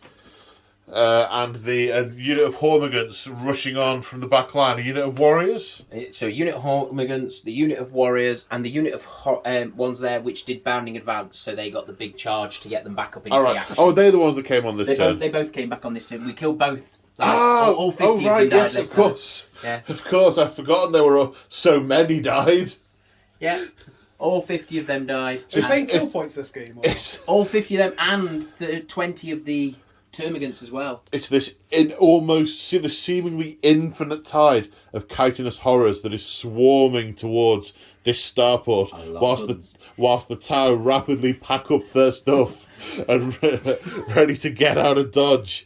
Okay, talk me through the command phase stuff, sir, and your synaptic imperatives and all that good stuff. We have moved into Goaded to Slaughter, which is the warrior imperative. So that gives me exploding 6s in the combat phase. So a 6 to hit in the fight phase is 2 hits. Yes, it's 2 hits. It's 2 hits. Okay, yep. And then the Broodlord has put his one onto whichever one it was called. It was Spite. It was some like instinctive memory or slaughter brain or vicious insight. Nasty thinky. Vicious insight. I prefer nasty thinky. Nasty thinky. Nasty thinky. Nasty He's thinky. Put that out onto. He's going to put it on the Gene Stealers. It has to be core and he's not got the synaptic link. So normally, if he was within 12 of another synapse creature, I could bounce it down. But that link is broken. Outside of it at the moment, so he has to do it within his little bubble. Okay, the Hive Tyrant. The Hive Tyrant is going to put his reroll 1s to core on. I did decide. And you have since forgotten. I think we'll put it on the shooty, provided it works. I don't know if it's in the combat phase. Command phase. No, it's just reroll hits. So yeah, no, he's going to put it onto the shooty dudes. Right, and they were in range at the time, were they? The Tyrant's there, Hive Tyrant's there. Of course, it's the whole thing. Yeah. They were in. They didn't come back on this turn. They were the ones that stayed. They were here in the middle. It's just the sequence of events, that's all. Yeah, so the command phase happened. He was here. They were there. Yeah. Put it onto them. They've surged up. Yep. Cool. And then is there one more? Who else does one? No, that's it. That is it. Yeah. Yeah. Okay. No, that's cool. We're good. Right then. Psychic time? Sidekick time. So, okay, I will come round so the dice are easier to do the thing with. I'm going to start with the Hive Tyrant, putting Catalyst on himself. Needs a 6. Gets it on an 8. Are you expecting a Storm Surge in the face by any chance? I might be, yeah, yes. a little bit.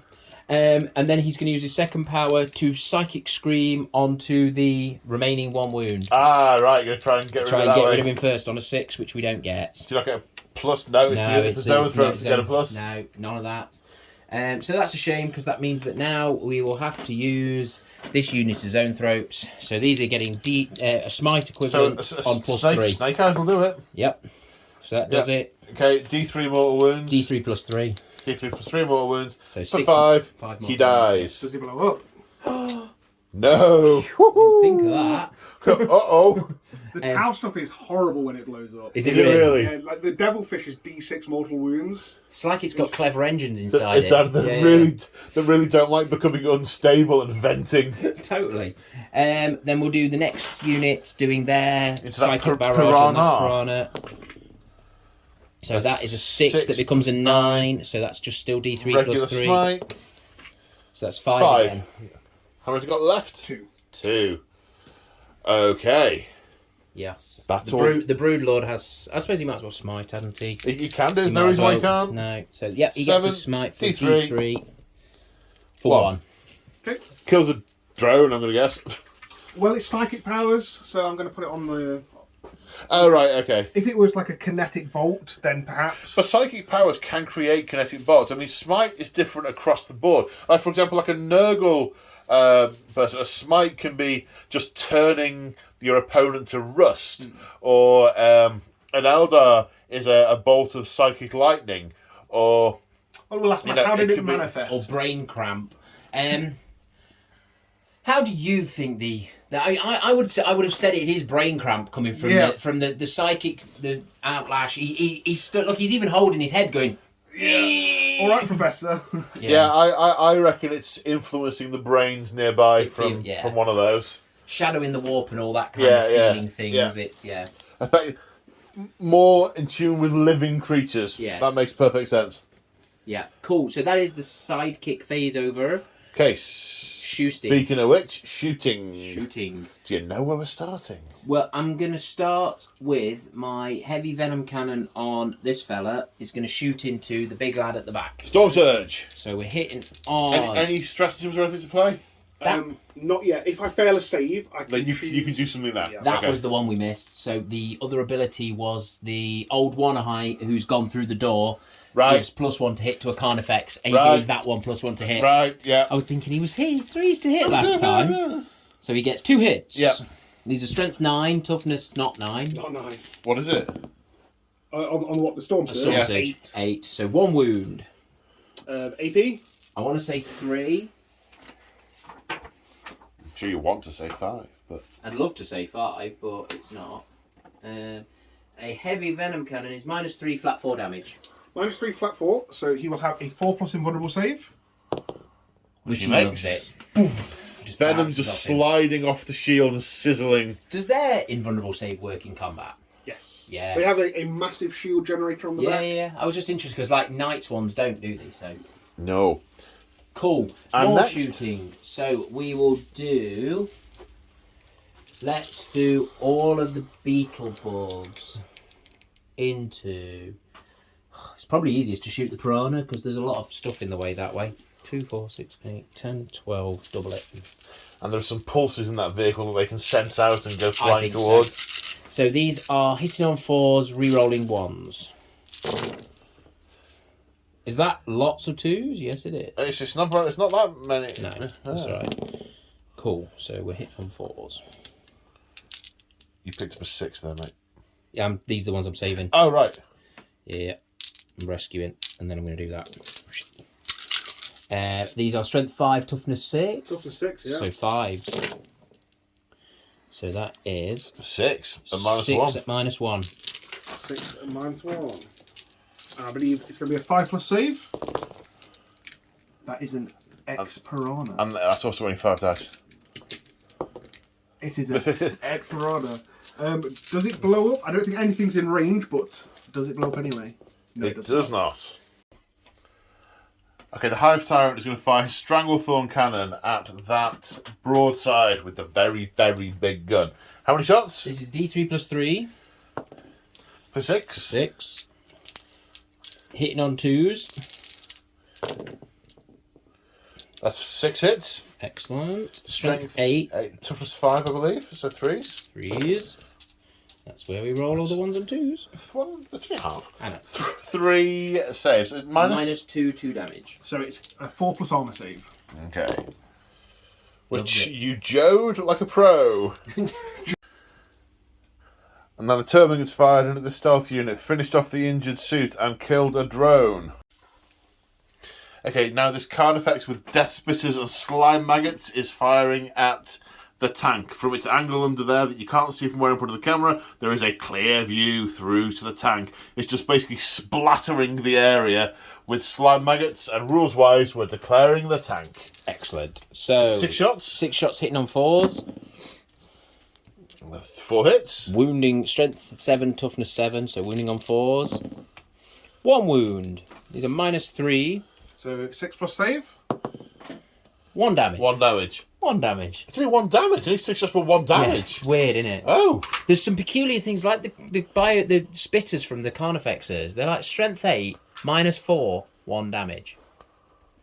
Okay. It's a bit peculiar, isn't it? It's like, and I don't. It's not that I disagree with it. It's like, yeah, see- strength 8, yeah, minus 4. Well, I remember back in the day in 7th Ed, the strength and the AP and the damage all scaled simultaneously. It was like a Yeah, exactly. cumulative thing. Okay, where next, boss?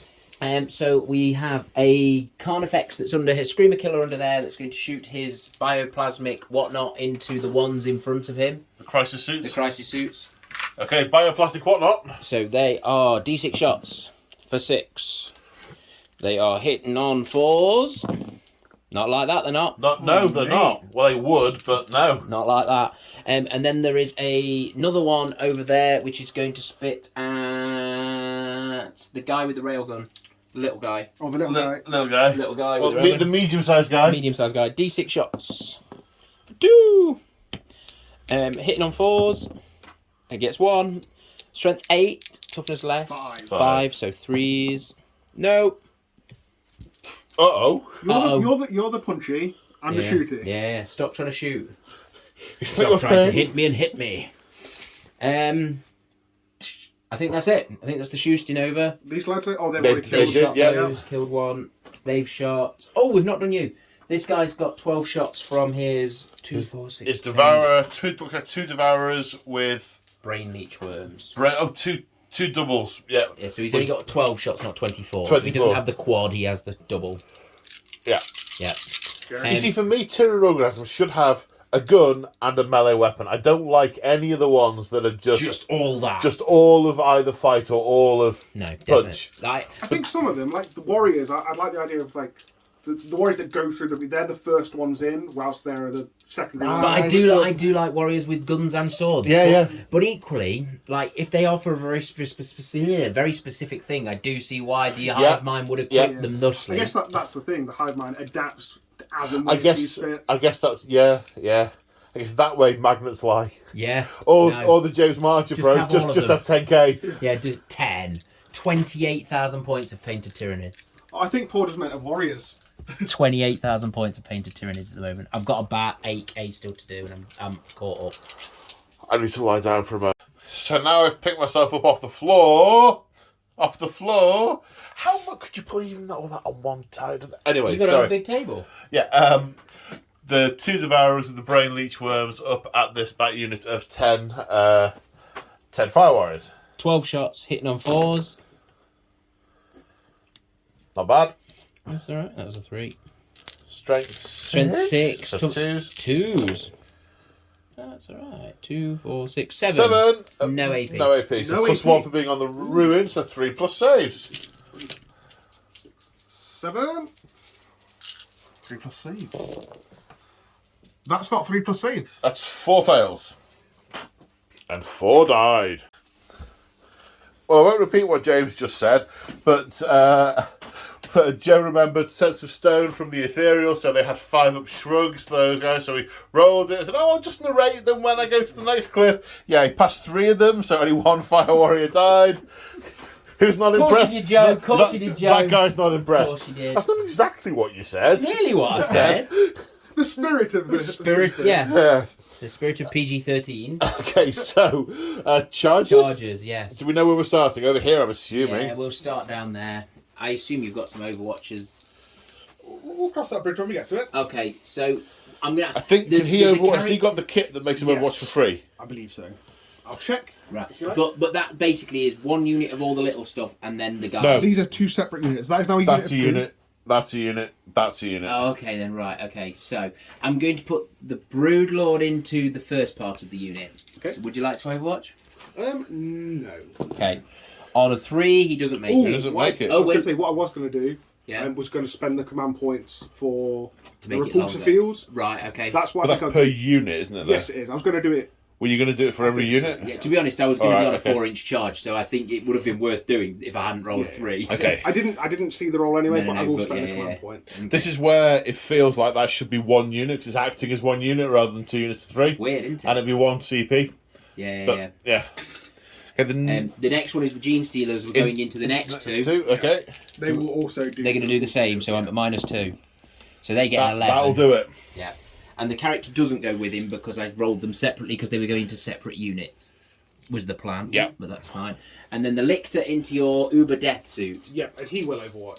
And I does he have will any check. minuses to the roll for me to get in? No. No, cool. So he's going in on an 8. If he lives. If he lives, that's the thing. I know. Because these guys, you get to have one of 2 systems, and they're both free. So why you wouldn't ever have one? Yeah. And one of them is a shrug for the unit. The other one is a free Overwatch on 5+. Nice. Yep. 3 over. He's got early warning override. So he's got 5 shots. 3 with the big gun. Okay. Hitting on 5s. That's a hit. Strength 9. Toughness 6, 5 or 6, yeah. So it wounds. -4, I believe. Cool. So we're on a 5 up in bum. Which La- he has naturally for the Lictor, natural for yeah. the Lictor, yeah. No. No. So it's going to be D6 plus 2 or 4. So I it's think you've just minimum of 6 damage. I'm pretty sure Lictors are 6 wounds. Can't do that face again. 5 wounds. 5 wounds. He has been turned to vapour on the way in. That techno sorcery, tracking the movement and vaporising. Coming from the shadows, he's being returned to the shadows. Yeah. And the Carnifex charging in against the Storm Surge. We've just checked, it doesn't have the battlesuit keyword, so it can't use Repulsor Field, so it is a 4-inch charge. There is Overwatch going in, but let's see if we make the charge. Screamy killer. Yeah, he does. That's in. Let's do the big gun on camera, Joe, and all the little ones off. So heavy 2, so Yeah. hitting on 6s. You, Joe.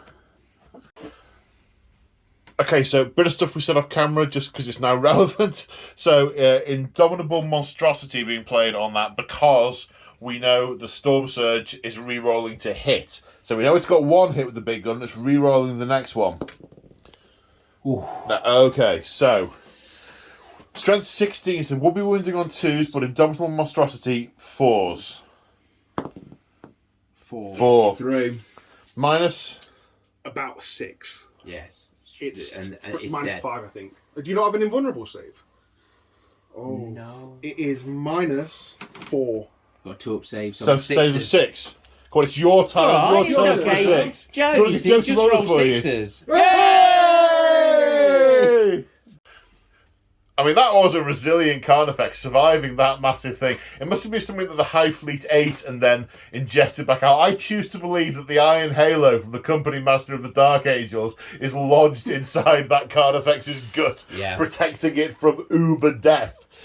All the other guns are fired in, and there are a bunch of saves to take. 6 AP nothing, so 2-ups. So he's good. He's good. And then 11 at AP 1. This is from all the other gun that's fired in.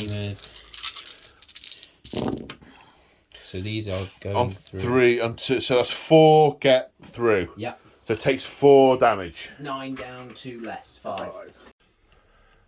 And the next Carnifex going in needs an 8-inch charge. Fingers crossed. Nope. That's a 6.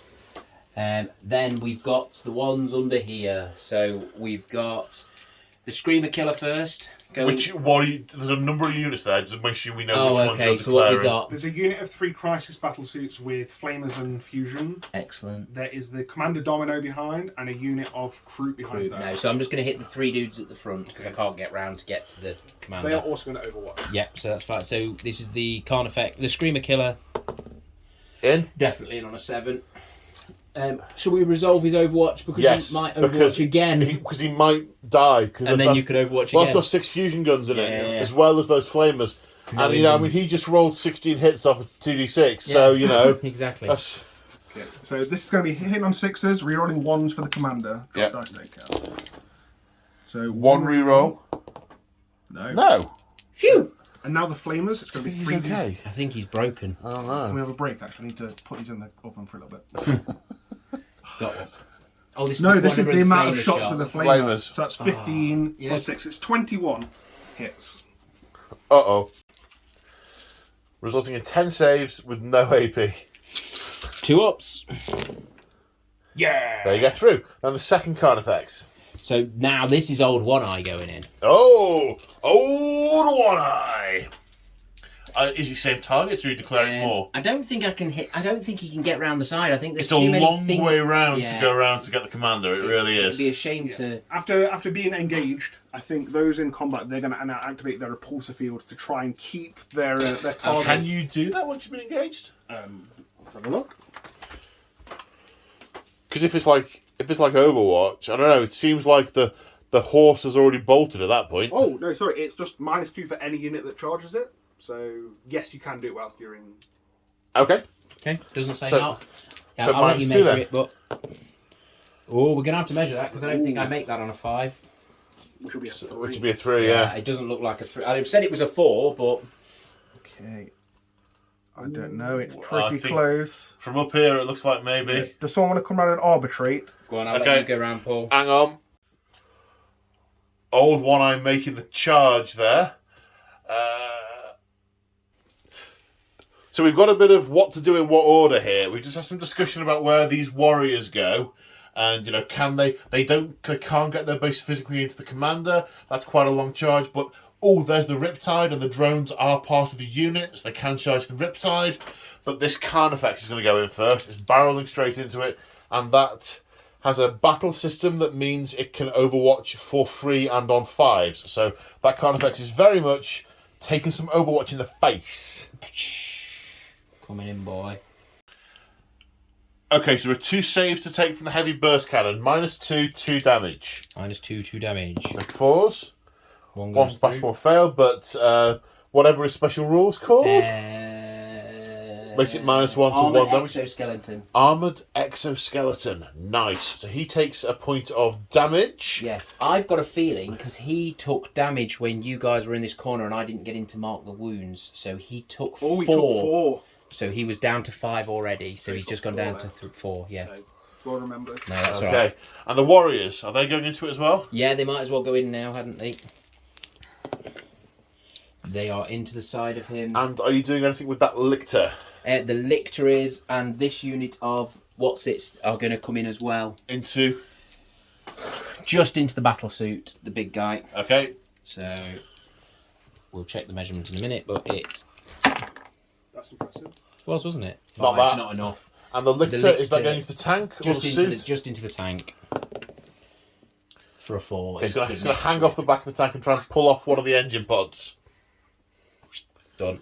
Okay, and is that all the charging across the line? I think that is all the charging wanna move across the these. line. Oh yes, they need to be moved. Yep. Okay, let's take a long pause and see what happens. Actually, Joe, any heroic interventions? I know you were talking about it with the commander because he's got the Paragon Gauntlet. He does. I'm not too familiar with how the heroic intervention works. If there's an enemy model that's just charged and finishes Within within 3 inches, you get a 3-inch move and you have to try and engage it. Because I've got fly. I don't think I can get close enough to fight. So I'll just shove him forward. He has heroically intervened, but I don't think he can fight. Okay. That's where the base goes to. Okay. Right then, let's go on to the fight phase. Okay, we're starting the fight phase with Old One Eye. 6 attacks base plus D3 plus 1 for charging. Yes. So possibly 10. So it's 9 attacks on the charge. What's the weapon he's got? He is using his monstrous crushing claws, which are strength plus 4, minus 3, D3 plus 2 damage. So he's going to be strength 10, hitting on 2s, strength 10, Joe's face. and then minus 3. But he has a thing called Chitting Thorn, so each time a model makes a melee attack, improve the armor penetration by 1. So it's now AP 4. But he's Kraken, so on the charge, he's plus 1 AP, so he's AP 5. Does that unit of suits have shield generators? They have shield generators, and there are 3 shield drones in the unit. Right, there's invulnerable saves aplenty there. So he'll probably crunch a bunch of shield drones that'll sort of fly into his claw, and he's like, ah, ah. Here we go. Right, then. 9 attacks in on 2s. Exploding 6s. That's 7 1s? Oh, no, it's not. 1-1. And 1 6. And 1 so that's additional. 9. Yep, so we're back in. Strength was 10. Strength 10, so 2s. 2s. Tough as 5. So there they are. 2 fail. So, are you going to do all 3 shield drones first, are you? Yes. So 3 4+ invulnerables. So that's 2 dead drones and 1 living drone. Another one on that drone. Survives. Don't you do it, Joe. Dies. So now these are all on the. These are now all on the suits. So they're all kitted the same, so it doesn't matter, does it? No, but so the one directly in front of him, it'll be a 4+ invulnerable save. Yes. So he loves it. That's it. No, you're out. That's us done. That was the last one. I was counting 2 him 4 down. 6 7, and there were 7. Oh, sorry. There were 7. Yeah. Yeah. No, I was counting them down. Okay, so you've taken out 3 drones. the drones. So all the shield drones taken out as the other Carnifex piles in and attempts to hack through the suits. 11 attacks on the charge, hitting on 3s. Hitting on 3s, exploding 6s. So that is an auto wound for the toxin sacks and an additional hit for the whatnot. So then we're 3s. So take out the 1s and 2s. 1s and 2s. There's the additional hits. So then these are strength. He is plus 1 for adrenaline glands. So that makes them strength 7. So 3s. 3 there, so 4 in total. 4+ invulnerable saves. So 5, but yeah, so you're on your 4s, yeah. So 2. Joe, drop dice, don't count, reroll the 1. 1 to a 1, 9 times out of 10. 2 fail. 2 fail. These are flat 3 damage. Okay. Kills the suit. Or are they 4 each now, aren't they? Yeah. Kills the suit. Man. Brutal. Now the warriors activate and attack the Riptide unit, including the drones. How many attacks? This is a lot of attacks. 7 attacks a dude, 3 of them, 21 attacks. Hitting on 3s. That's a explode? lot of 1s. 6s do explode. They're not for an auto wound, but they are for an additional hit. Okay. So take out the 1s and 2s. It's a fair few 1s and 2s. There's a lot of 1s and 2s. But then again, it's a disgusting number of attacks in the first instance, so you know. Back. Yeah, precisely. And then these are. I mean, these are 2 pretty disgusting armies going up against each other. They are dirty armies. So the bone swords are strength plus 2, so these are strength 7. Ooh, toughness 7, I believe. Toughness 7. Ooh, drop dice don't count. 4s. Little below average. Yes. So what's that? 5. 6. 6. 6. 6 saves at -3, we discovered. So 4+ invulnerable saves. So I'm going to roll the drones first. Okay. Are they shield drones? They are. So Okay, so 1 lived, 1 died. what's the damage? They are bone swords are 2 2. damage. Okay, yep. So another drone lived. The Dead. drone died. So There's now 1 more on the remaining ones on the suit. You can do both together. Cool. So 1 gets goes through. So two dead drones and 1 two wounds on the suit. Yes. And now the Carnifex into the Riptide. 6 attacks. Hitting on 3s. Exploding 6s. So 1 comes back. So 4. Strength 6 and running on 5s. 5s. 1. So only 1. -3. 4+ invulnerable. Which you make. course he does. I just remembered we missed old One Eye's Thresher Scythe Tail. So the bearer makes 3 additional attacks with this weapon, no more, blah, blah, blah, blah, blah. It's strength 4 minus 1 damage. So Okay. that was on the... Okay, but it might make some difference, so roll it, because there was a 3 and a 1. So if you got 1 damage onto a suit, the first... It only matters if you can kill an entire... Yeah, No, will matter. Yeah. So 3 attacks. Hitting on 2s. No explosions. They're only strength 4, so 5. 5s. We get 1. 1 minus. They're on -1 naturally, so they become -2. Okay, So 4 plus invulnerable, which is failed. So that happened as part of Old One Eye, which meant when the Carnifex got 2 attacks through doing 3 damage each, one of the suits was on 3 wounds, had taken 1 damage, so had 3 wounds left, and died to the first blow. Oh, it's adjusted it that way. I see what you're saying. It depends which way around the attacks go, doesn't But it? no. So Old One Eye fought first. Yeah. Old One Eye killed all the drones. Yeah. Then that 1 wound will go onto 1 suit. Yeah. Then the next Carnifex attacked and got 2 attacks through. The first of which would have done 3 damage and killed that injured suit. The second would then go onto another suit. And leave 3. So the it net leaves result. the last one-on-one The wound. net result is that the second suit goes on to 1 Well wound spotted. remaining. I hadn't quite clicked it was going to make it that much more complicated. Yeah, Well yeah. spotted. You were on that one. Some people suggest I know how to play this game. Yeah. 9 times out of 10, they're lying. Okay, where do we go next, sir? Let's do the other Screamer Killer into the massive Robot of Doom. Do you want to consolidate into my commander by any chance? Now I'm good. Do I? Well, the unit's not been killed, has it? Oh, Or- no, No, but no. there is a way for him forward. There is, but... Well, you consolidate so you're touching the middle model. No, he's not No, touching. as long as I he was finish touching that nearer model. to it, you could officially move past it, finish touching the commander, and closer than I currently am to the remaining model in that one. But we don't want to because it sounds Ew. weird. I say ew. That's what I say. I Joe. want to punch you in the face with that. I know. Well, I'm going to let you next turn. You can run over and punch him in a minute. Okay. 2, 4, 6, Sounds 8, fair. 10, 11. The Screamer Killer into the massive Robot of How many? Is toughness 8? Toughness How many 8. wounds? 24. He's a knight, isn't he? Basically, he's a knight. Wow. I didn't think he was quite as knighty as that. But So here we go then. 22. So you could kill him. I could. I mean, you won't, but you could kill him. We're hitting on 3s. I mean, you really won't rolling like that. Like that. No. That's actually 6 misses. Yeah, and 1 comes back for my 6.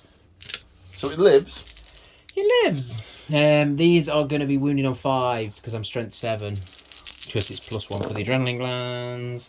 So I get 3. At minus a lot. So assume he has a shield. Yes, he does. 4 plus invulnerable save 3 times. No. Fail all of them. 9 damage. Yeah. Okay, I was going to make some joke about marking the paintwork, but but I've ripped some bits off. you're getting in practice for game 5 when you know you'll be facing an army of knights. Don't. It's terrifying. That pile of knights that moved look fantastic, and there is so many knights. I know. Right, where are we going next? We'll do- and some Dark Angels will be there as well. Oh, is So- there some dark? yeah, anyway. there is.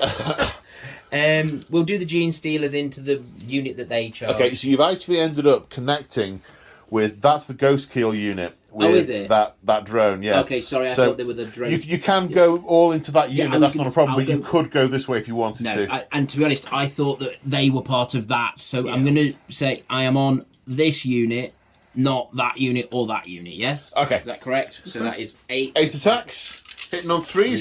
Gene Stealer It's -1 to hit. -1 to hit because difficult to see. Look at that. I mean, the dice are not with you today, They are buddy. really not. They're So that telling the should have story. hit, but it didn't. And then those 2 do, and I get 2 more. I mean, so the story here is they are invisible. The Gene Stealers are trying to use their preternatural senses to find can't them, but see they 'em. just can't see them. And then strength 4, toughness 4. 4s. There's a story behind every pile of misses. There is. So those ones they've connected with the armor, but because they don't know where they are, the claws haven't come in at the right angle. They've scratched off, and definitely. Does the 6 make AP4? Or No, is they're that just not AP3 anymore? naturally now. Just AP3. Well, so they naturally. become AP4 on the charge because they're cracking. I'm going to take it on a drone. Yeah. So the drone will die because it's got 4% armor. Okay. Okay. then narratively, I don't think you should have the extra AP because They're the wrong flavour, but they're not cracking. They've been here. But they are being steered by the hive mind now. Yes, you're correct. That's right. They are being pushed to that. They are goaded to slaughter. I'm always swayed by a strong argument. You see, mine is hive mind, eat things. Yeah, That's all I need to- yeah. And lastly, from the charging Tyranids, the Lictor is attempting to rip off that engine pod from that hammerhead. 6 attacks. Hitting on 2s. With exploding 6s. So 8 hits. Yeah, it's I mean, of all the combats, this is the one you really wanted to do well at, isn't it? Yeah, definitely. These are strength 7, toughness 7, so 4s. There we go, that's 4 wounds. A minus a low. -3 that becomes -4. They go straight through. And they're flat 2 damage. So that's 8 damage. Wow, he has practically ripped off that engine pod. 5 wounds remaining. Whoa. That's... Go Lictor. I mean, you might have done the best of everyone. I think he has done the most damage. Yeah. I don't know, old one I did. Relative to his target. Yeah, definitely. I didn't think he was going to do much to that. No, I didn't. I was just scratch the pain. Yeah. Okay. For what it's worth, we'll do the Tau return combat. Probably do that off camera. Yes. So the return Tau fighting, nastier than you might have expected. The Riptide put 2 damage on one of the Tyranid warriors. Not quite killing it with its 2 damage weapon. Its Crisis Suit put a point of damage on the Screamer Killer. And the biggest shocker of the night is these three stealth suits wiped out the Gene Stealers. I was quite surprised. So were they. Yeah. There you go. Shocking, appalling. Okay, so we're now on to morale. I don't think any of your big units lost much, as in volumes of models to force approaches. I don't think we have any morale test anywhere. 1 model from the Fire Warriors. So you can't fail there. 2 models from the Crisis. Because you ignore drones for this. So the Crisis team can fail, can it? It might fail on a 6. So let's roll it and check if you get a 6. No. That's a 5. No, that's not a fail. Because they used to have Bonding Knife Ritual, Yeah, which they've removed, and I think they've just bumped their leadership up to compensate. Okay, and the 1 model died from that stealth team, so that's fine. And that's the lot. All the NIDs are within Synapse range still. Any would have lost any, yeah. So no morale there. So we go on to Tau, turn 2. Okay, we're here at the end of the movement phase in Tau, turn 2. So, Joe, talk us through your command phase stuff first. The Ethereal did something? Yes, he intoned Zephyr's Grace, and he intoned it on the Crisis battle suits. So because they've moved, they are now -1 to hit. Right, okay, yep. Okay. And then over here, These Crisis suits. these Crisis suits. Yeah. This unit So that's not an aura, they haven't got to stay near him for that. No. That's just an... They have to be nearby, and he's basically putting a benediction on them. Right, okay. Then over here, the Cadra Fireblade is going to put his, I think, focused fire on the Fire Warriors. So Okay. 6 to hit, or I think auto wounds. Okay, yep. And I believe, and the Riptide has used his Nova Reactor to pump extra power into his the weapon. gun. So it'll spin faster and Yes. shoot more. Okay, that's all the command phase stuff. So the move-in over here, it looks like you've circled wagons to get lots of melter death into the Broodlord and lots of shooty death into the guns.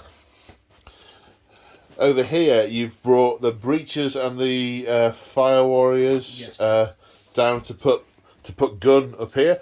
Could see a marker light successfully placed there.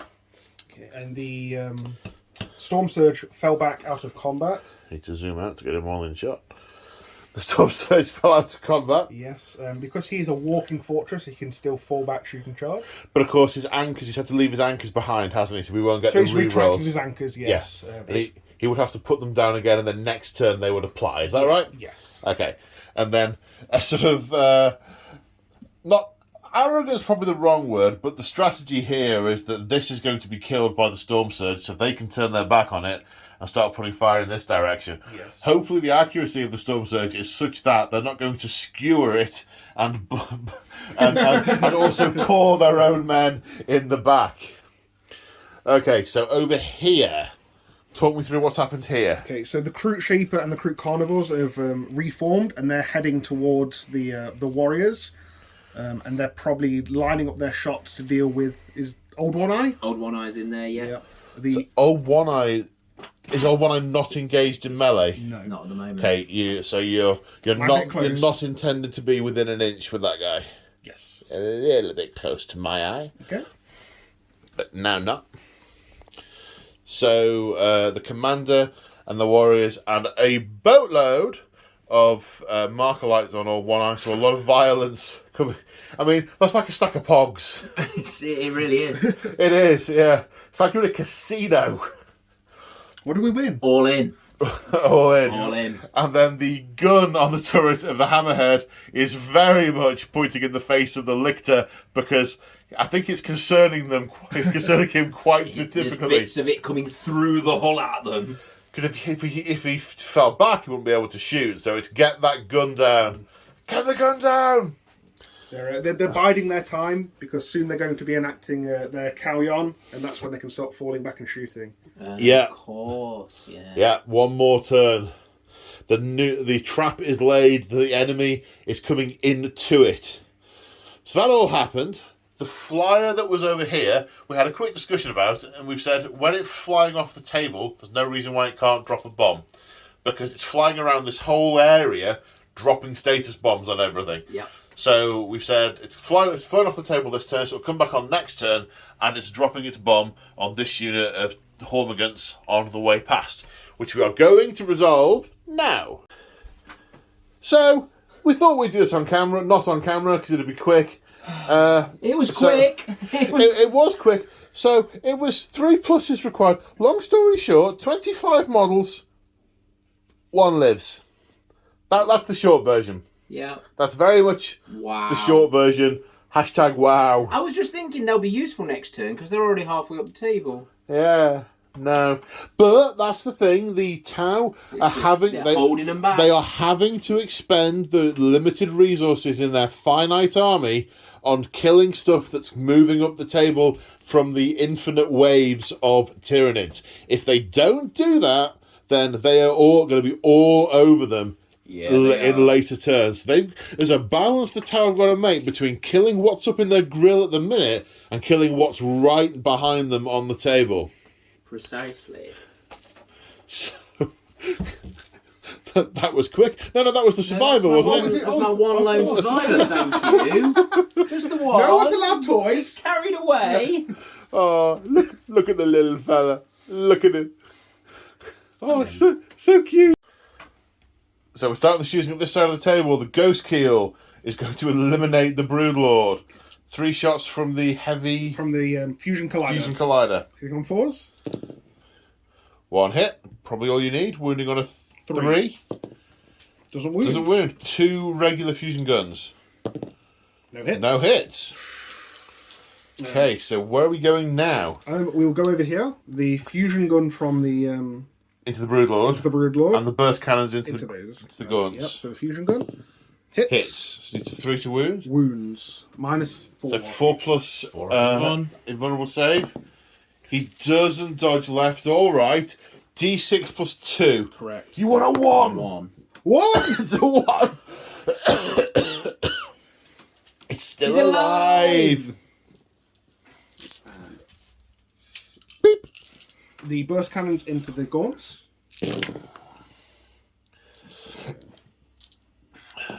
And they are toughness 3, so it'll be 3s to wound.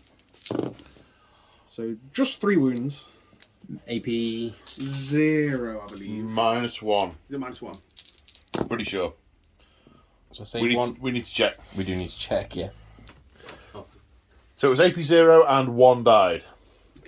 Okay, next unit, fusion into Broodlord, Yes. burst cannon into T'other. Burst cannon into the gaunts as well. The gaunts, yeah. Yeah. So the You're fusion. not tempted to put it into the Broodlord as an insurance I policy? I think he wants to, but the guy with the fusion gun is telling him no. Okay. Fusion gun. Hits. Okay, running on a 3. Doesn't wound. They don't make fusion gun. He is going to hit. He's not going to hit the last of that. Might not hear anything if he's not careful. Burst cannon. 4 hits. And 3 wounds. 2 more die. Okay, so now we come to this broadside. A command point spent on frequency lock, meaning that it can fire its seeker missile outside of line of sight. The seeker missile is going into old One Eye, so one of the pogs being removed there. All the other gun going into this adjacent Carnifex. Dice here, please. But what would you like first? Whichever you want to do first. We'll do the Seeker myself first. Okay, hits on. It will be hitting on 3s because he has a marker light on him. Okay, does that spend another marker light? No, I've just removed it now. But you removed 1 for frequency lock, didn't you? No, it just fulfills the criteria of. Oh, right, okay. Okay. I think that was a previous edition. Okay. So this it also adds +1 to the wound roll. Okay. So it's got 3s to hit. It hits. And what is your toughness? On Old One Eye. Old One Eye. It's, I want to say 7. Okay, so it'll be 2s to wound. Yep. It wounds That's on a wound on a 5. So it'll be an invulnerable save. I don't think Old One Eye has an invuln. He doesn't. So have how many minuses? And how many minuses? It is. I will tell you. -5? Oh, it can't be that. I can't imagine it's that high. It's -3. 6. Okay, so a 5 up save on old One Eye. Assuming he starts on a 2+. Cool. He makes it. Good man. Put it on a 5. I mean, it's come straight down on top of the thickest part of his carapace. I must try and remember he regenerates wounds as well. Oh, that's fancy. So, rail rifle? Rail rifle hitting on a 4. No. No. Another plasma. No. No. He has. I mean, maybe. I mean, look at it. He can't get the crisis suit's in his way. He can't actually get the gun to level with the Carnifex. It's the problem. I don't know. He's tower tripping over each other. They're also desperate to kill a Carnifex. This one is going to do the same, I believe. So another command point on. No, the Seeker will go in there.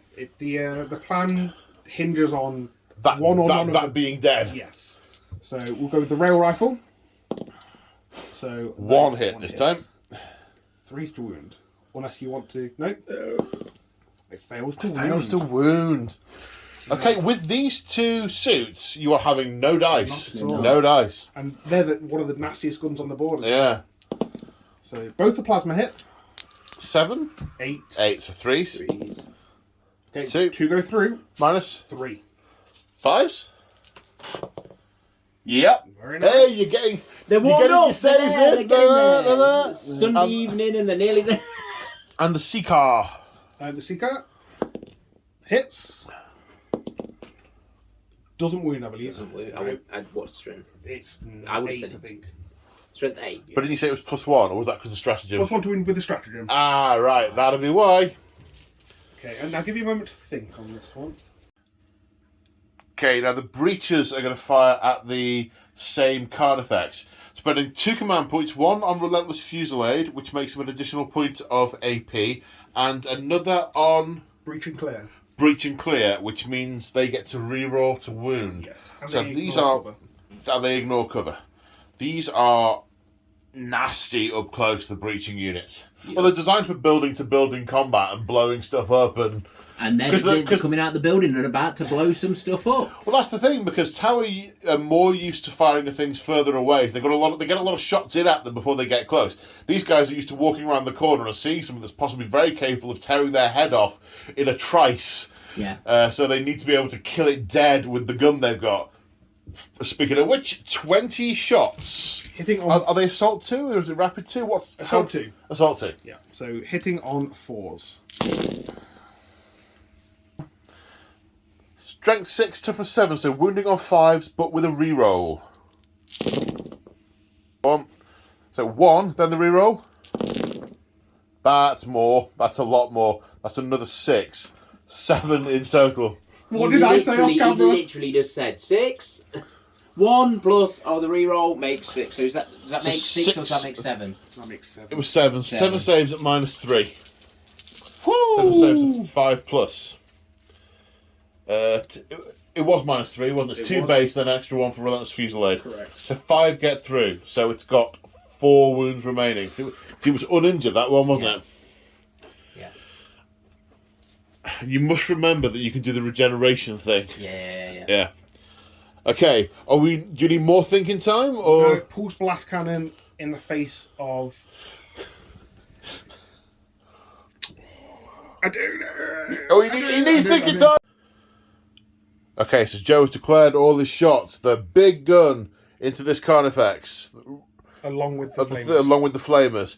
The anti-infantry shooty rocket things into that blob of termagants. And then the 2 seeker missiles into the other Carnifex in front. I think this is a fairly crucial bit of shooting here. If these 2 Carnifexes are cleared, then the Tau have got a pretty stable backline and they can screen the Storm Surge off for the rest of the game.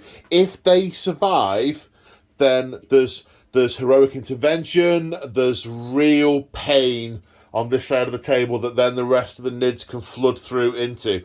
We are at crunch time, I think. We are. Okay, so which gun are we doing first? Let's do with a pulse blast cannon. Yep. Okay. Would you like to do... This. Do you know what? Yes. You're not doing your rerolls this time though, so you're only 2 shots. No, but it does wound you on a 2 with AP minus everything. And death. Oh no, it was AP minus 4. You got a 6 up save, which is what kept you alive last time.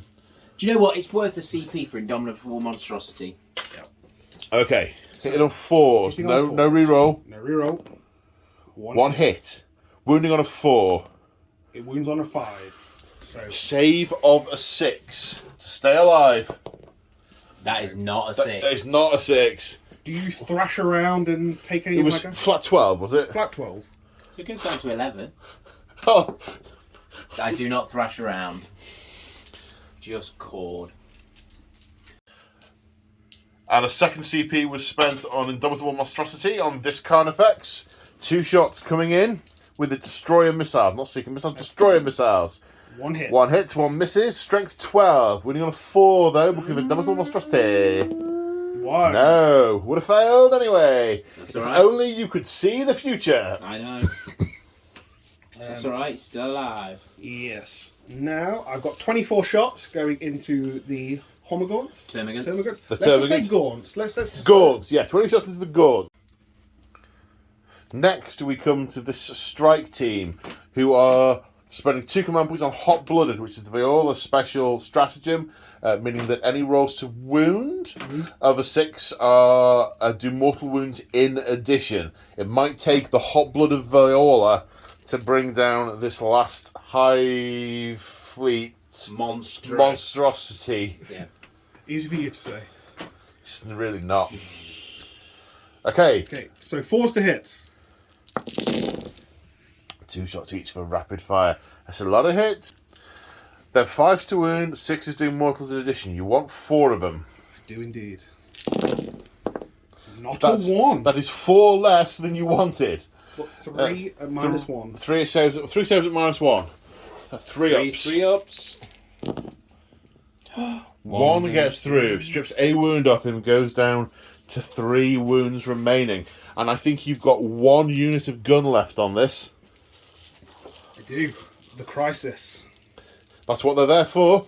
Absolutely. How are you doing them? Everything's going to have to go into it. It's a do or die. It is. Okay, first. Let's do the flavors. Okay. So it's going to be D6 plus 2 for each of them. yeah, because they have special flamers. So it's going to be So 4, that's 9 plus 6, 15. 15. Stratus 4, so winning on 5s. That's the There are one. your 6s. That's 6 saves of AP dash, I assume. Yes. 6 2-up saves. Drop dash, don't count. 6 2-up saves are made. It's burst cannon time. How many shots each? 12 for each body. So Oh, because they've got 2 cannons. Yes. 6 per Think. I'll do one. I'll tell you what, we'll do the saves. 6 wounds in total from 36 shots. AP -1. Saving on 6. Saving on 3s. Don't say sixes. Saving on 6s. One. So it has 2 wounds remaining. I've noticed a gun. You found a gun. Is it The ethereal? Fire Warriors didn't fire the missile pod. Okay, go on. So 4 Can the shots. missile pod do it? 3 hits, strength 5. I think it's going to be 5 to wound regardless. Yeah, 5 to wound. Re-rolling because of hot-blooded, I assume. No. Oh no, sorry. So Are you saying that's a mortal wound that's for a mortal wound hot-blooded? in addition, and 2 saves at -1. -1, so 2, 2, 3 3 ups. plus saves. If I fail either of these, he's dead.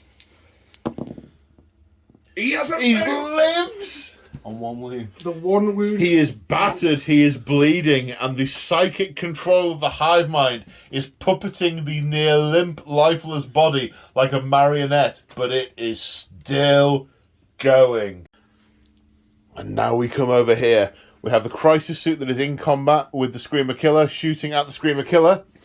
So it's a battle suit, so it can shoot in combat, but it's -1 to hit. Right. So it's hitting on 5 5s. with 2 fusion guns. No. No. And a flamer Yes. hits for For 4 hits, because the tower get +2 flamers. Like Nada. Nothing. But then we will go straight over to the commander, Yep. who has an accelerator burst cannon, which is 8 shots, That sounds painful. hitting on 2s. Okay. Hey, you're an old one eye this time, aren't you? Yes. Because he's not engaged. He looks like he's engaged, but he's not. From this angle, it looks like he's engaged. He's one of them. What is the toughness of him? Toughness 7. Also 5s to wound. 4. 4 wounds. I believe at -1. 3 ups. Easy. Yeah. Okay. The dice have heated up. They're rolling They're getting Tyranid right going. now. They are His rolling missile through. pod, or her missile pod, I should say, 2 hits. 4s to wound. Because strength 7. 1 wound. -1. -2 -2. damage. So goes Fails, through. but goes 2 down to becomes 1. 1 because of armoured Is there a exoskeleton. dice on him yet? I don't think old one eye has been injured. So he starts on 9, So we've got 8 left. down to 8. And now the Nova Surge plasma rifle, which is a single shot, Oh, right, yep. hits, Right. wounds on a 3. Because strength Strength 9. 9, okay. That wounds. That sounds like it's got a good AP. It does, doesn't I it? think it might be 5. Roll the dice. I got a 2. Because You're it's saving definitely a not 2. that. No, Damage. I think it's 3, I believe. So it becomes Okay, 2. becomes 2. So it leaves him on 6 wounds. Right, the crew and the Shaper have fired toward One Eye. There's 1 save to take from the Shaper's incredibly good rifle, which is called So Kanak Shah. the Kanak Shah at -2. 1 at -2. Makes it. Makes 5. it. Okay. Now, these Fire Warriors, where are they going? I'm going to try and draw a line of sight to Old One Eye, but I don't think many of them are going to be able to see. No, I think you're going to struggle. Okay. And I don't think they want to risk shooting through that. Or do they? Are the Viola that? Hot blooded. I don't know. Let's say comfortably 4. Yep, I concur. So that's 1, 2, 3. Do you want 8 shots? 8 shots. The Fire Blade's giving them something. Reroll ones. Reroll And 1s. 6s automatically wound. Okay, so 3 6s and 2 1s to reroll. That's big, the auto wound. So that's 4 auto wounds, and then this is a hit. So 5 saves at -1. 5 3 ups. I've just failed every single one. of them, leaving him on a single solitary wound. Wow. That was quite big. Yowzers. Yeah. And the Riptide firing all his guns into the warriors. The heavy burst cannon, which was overcharged to gain an extra 6 shots, has hit and wounded 6 times against the warriors. So it's 6 saves at -2, 2 damage each. So 6s to save. Saves 2 of them. So that's a dead guy. And so that does 2 damage to 1 and then So finishes him. the one guy's on 1 wound left. Okay, so So that kills him. kills 1, and then that does the next Another. one, and then that puts 1 guy down to 1 wound. 1 to 2 wounds. 2 wounds? They're 4 each, aren't they? They're 3 They're each. 3 each. Oh, I've entirely miscounted that then. No, so no, no, it's still no. exactly the same still. There's 1 guy on 1 wound. Yeah. Right. I shouldn't try and get involved with dice and models. I'm cameraman today. Okay, so 1 warrior remaining on 1 wound. Now we come to the hammerhead. Now, we've just done some book looking and stuff. On his bracket, he's hitting on a 5. He's -1 for firing into combat and -1 for firing at the lictor, which means he would hit on a 7. Quick chat, we've decided that a 6 is always going to work. Certainly in this game, for the house rules, a 6 is always going to work. And we discovered as well that on the data sheet for the hammerhead, it gets a reroll to hit because of a targeting array. I believe so, yeah. So a 6 to hit with a reroll. That's not a hit, but rerolling, targeting array. No. The targeting array has been badly damaged by the lictor's affections. You can hear the burst cannons are whirling up now to try and finish it off. So Whirling up, whirling up. Burst cannons hitting on 6s with a reroll. No, I only get On the cannon. So when it's used to shoot, I can reroll a dice. Right, a dice. Yeah. 1 hit. Wounding on not that. And that's the end of the Tau shooting phase. It is. Do you have any charges to declare? Yes, I do. Okay, what are they? So I have the Crute Carnivores and the Crute Shaper. Okay, where are they going? They're going to charge the Warrior. Warriors, okay. And then the Commander Domino is going to charge into Old One Eye. Okay, Crute. Crute. They make it. Commander Domino cannot fail at that range. No, but we won't. She gets a 6. Okay. Anything else charging? Yes, we're going to have the Ghost Keel and the Stealth Battlesuits. And then these. None of them can fail. Which ones are going in? Okay, all of them. All of them. Yeah. Right. None of them Just can to make sure. None of them can fail. Any other charges? Then these 3 battlesuits are going to charge. It's got 1 wound left. Can they clobber it down? Well, I mean, he's going to heroically intervene into you if you Yeah. don't. Don't, in this way you get 5. 5. First. Okay, let's move these charges. Starting over here, Commander Domino in the Cold Star Battlesuit is attacking Wold One Eye first. 4 attacks, did you say? 4 attacks, yes. Hitting on? Hitting on 3s, and she's equipped with the Onager Gauntlet. Okay. So We'll find out what that does in just a moment, folks. 2 hits. 2 hits. Strength? 12. Ah! Yeah. Would you have liked to have responded? No, it's fine. No, don't worry. So 3s to wound. 2 2. wounds. At minus? Minus 4. 2 saves to 6. Coming right up, sir. No. 1. 1 goes through. Damage is more than 1, yeah? 3. Yeah. Does he flap around like a carp? So I'm going to spend a couple of CP on. Uh-oh. It's my fight on death, basically, You- for my characters. Oh, very nice. You've walked into a trap. I have. It's a trap! Death Frenzy! Use the A stratagem in trap. the fight phase when a character model from your army is destroyed that has not already been selected to fight. It may fight on its top bracket. Makes no difference, it doesn't have brackets.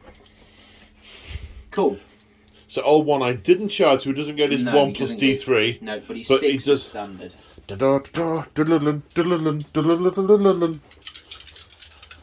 Hit on. Hitting on 2s. He's Old One Eye. That's a couple of ones. Couple of 1s, but I get my exploding 6Rs. Did you have 2 exploding 6s there? Was there, sorry? I saw 2. Oh, okay. Fair enough. Cool. We're back to 6. Do you want me to check? I thought there was only 1, but go for Let me check. No, it was just 1. The extra dice that you added in had the 6 facing up. That's what. Yeah, that's what caught me. No, that's cool. Strength, Strength 10. toughness. 5. So 2s to wound. No, 5 wounds. These are -3. Okay, so she has a shield generator. Invulnerable saves of 4+.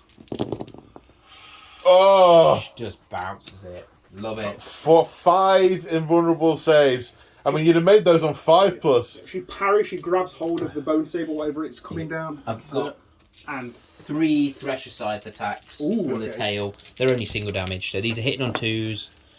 They're only strength 4, so Winning they're on winning on 5s. 5s. So we get 1 more through. They're only -1. okay, so 3 up. 4s. 4 up. That goes She through. fails that one. 1 damage. How much were the others? D3 plus 2. Ooh. That one tickles. Well, it didn't because, 5 invulnerable saves passed. You, Joe. You Joe!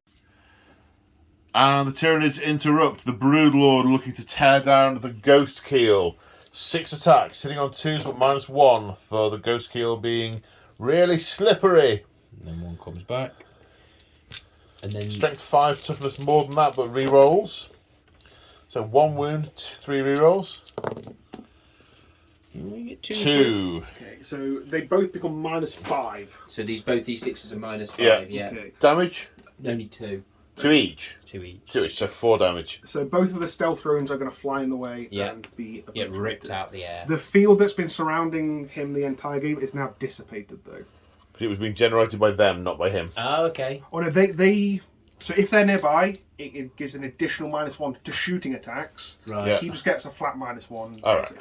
Okay. Okay. Tau. Ooh, let's go. Let's go with a crisis. Just Okay. leave the 3 attacks. So 9 in total. Does the commander get an extra? It does. 2 to interrupt. It is 2 to interrupt, yeah. That's right. My brain's gone. Let me check it is 3 because I don't want to cheat. Yeah, 3 base plus 1 for the champion, so 10 attacks in total, hitting on 5s. 4 hits. Strength is 5. Yes. Toughness is 7, so winning on 5s. 1 1 wound. 1 save of 2+. Oh! By the skin of his skinny teeth. As he looks up, he sees those 2 drones and they're going to headbutt you. Yeah. Really, the shield drones can attack? They get 1 attack. That is so wrong. You're just bumping your drones into me. They're going to try. On 6s, however, no. No. Right. I think if they fail, they ought to die automatically. Yep. I concur. The... What? Any more charges? Yes. Well, Right. he is dead, yes. That'd be a good thing, wouldn't it? The Crew and the Shaper. Okay. Crute. 2 attacks each from the crew, so 8 attacks. Okay. Hitting on 3s. Re-rolling 1s, but that's... Okay. That's Strength healthy. 4, toughness 5, so wounding on 5s. Okay. 2, AP -1, I believe. Saves of 5+. Makes 1. 1, so the go. Oh, he has 1 wound left, so that is the warrior. Then spending a command point on Grisly Feast as the carnivores set upon the Tyranid warriors, consuming their flesh to learn about their foe. Garlic butter. Grisly Feast 5+ shrug for the rest of the game. Excellent. Right. Any more? I've got 3 charging units over here. So... Do you want to just do I'm gonna all of roll all the suits? Yeah, okay.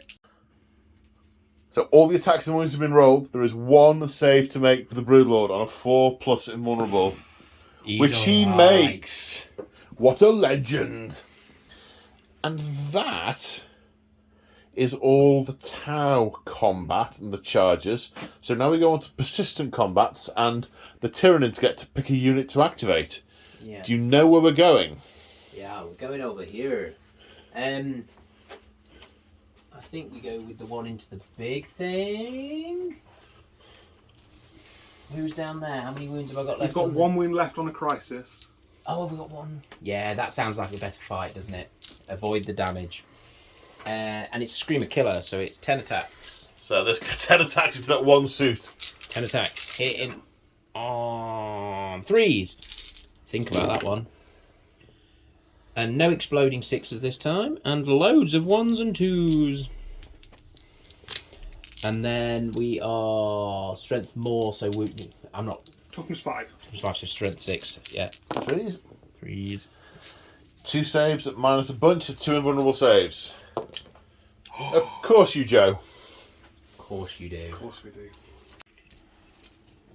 The Riptide attacks the Carnifex. 1 save to make it -2. 2 damage. He's alright. Yep, 4s make it. Carnifex into the big suit. Yep, the Carnifex attacks back with 6 attacks. Hitting on 3s. 4 hits. What? I suppose It's either a 5 or a 3. Yeah, so Yeah. it's fine. Take those ones out. And it's 5s to wounds, so it's 2 wounds. Any minus? Yeah, 3. -3. Okay, so 4+ invulnerable save from the shield generator. Fails 1. Flat 3 damage. Okay. How many? How do we start with? I think it's 14. Okay, 11 left.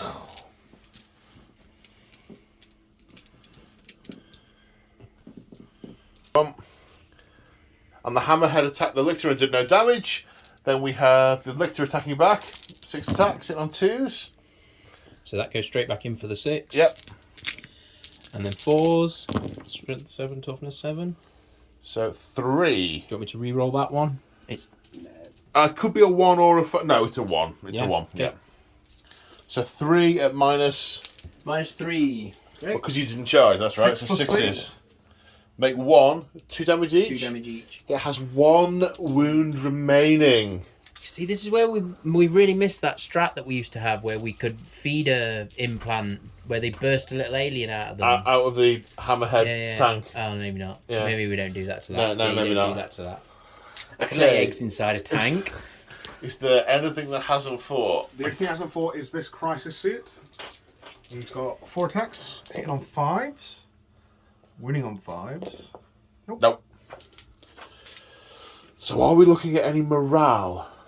I don't think we are. I think it's... Oh no, he's leadership. He's fine. He's fine, yeah. Yeah, he only lost 24 of his friends. Okay. Would you like to recycle him and bring another 25 on? I probably ought to, didn't I? Yeah. He is going to just wander off. Well, he throws himself forward and just, Yeah. bursts apart on the guns of the enemy. Okay. That was battle round 2. Let's go into Tyranid, turn 3. Okay, so we're at the end of the movement phase, and the swarm is swarming. So talk me through command phase stuff. Where did the Hive Tyrant... So Where's the Hive Tyrant? The Hive Tyrant ran through the door. He spotted Commander Domino, cut down Old One Eye, and he's like, right, We're not having that. that is not going to sit too well. So who did he put his Hive Commander So ability his on? Hive Commander ability went on to this Carnifex, Which is fine, because it's through the synaptic link. Exactly. So he's got +1 to hit. +1 to hit in melee. And he's a shooty and punchy Carnifex, so he's going to get benefit in both phases. Precisely. Right. The Broodlord. Broodlord's one that is extra AP can't go anywhere. It has to go on a core unit, and my And it synapse has to bubble be doesn't melee, span. yeah. Yes. So yeah. Oh no, because they weren't there in the command. No, phase. well, these you contemplated putting it on those, But but they're you not. say, well, what's the point? They're not going to be in a fight. Exactly. The tower aren't going to charge me, and I'm going to charge And they them. were too far away. At the They were a time. long over here. way away They were because 17 inches because he away. wasn't connected to the synapse net. Precisely. Yeah. Yep, that is exactly it. That and then we moved into the Broodlord's synaptic imperative, which is called Predatory Guile. That's every model counts as being in light cover. Yeah. That's covered by the synapse Again, the net. benefit of light cover, and anything with light cover goes up to heavy cover. Yeah. So there's Okay. a weird thing with that you can with the Carnifexes, because their spore cysts say they gain the benefit of light cover. So that they would then mean be that they get the benefit of heavy cover, but then they get +1 save in melee. Yeah. Which shouldn't be the odd -1 here or there. Then is still back down to 2 up. So Yeah. there's some. I think the problem is when you look at any of it on its own, it seems weird. But when you look at it in ninth, and it's just everything is so brutal, you don't mind having additional -1s to hit and minus this to the save and a bit here, because everything you get -6 guns. So 9th. yep, basically. Right, onwards. Okay, so in terms of movement, Yep. they stay put. Yep. These gaunts have come forward, looking to threaten this side of the table. Exactly. These Hormigants were here in the thing, Yep. and they've run forward. They bounding advance. Bounding again, advance. So that gives them the auto 6 and lets them advance and charge. Yep, and they were one of the ones that came back on as the turn sort of the before. infinite waves Precisely. of this particular wave. Yeah. So just in the corner there is the Death Leaper has come in under there, ready for a 9-inch charge into... I mean, he's totally facing the wrong way, bud. I think he was facing into the corner so that nobody could see him. They're like, Oh, if okay, I he's can't hiding. see you, you can't see me. He's going... Kind of like a Hagunenon. Exactly, yes. I can't remember what it's from. But Oh, I no, remember it. it's not a Hagunenon. It's a ravenous bug blasted beast of trial. Yes. Yes. We had this discussion last Hagunenon's time. very different. The Hagunenon's this hyper-evolving organism. That was Yes. it. Yes. Anyway, I digress. Warriors came up and across. The Carnifex moved up. He stayed in combat. Brain bugs. Brain bugs. Was that a recycle? No, they were already there, weren't These they? were the those original ones? unit of Gaunts, so they followed the Hive Tyrant through the door. And there's going to be some shoots, I assume. There is going to be some shoots. And the Wrecker Carnifex also ran through. He fully advanced and legged it that way. So he's not charging. He's not, I can onslaught him, but no, I don't think I'm fussed about him charging this turn. He's just going to see if he can get round there and grab hold of the back of that fella. That thing next turn. Yeah, that was what I was hoping. Okay. The warriors that were behind that building have come forward. The wall, yeah.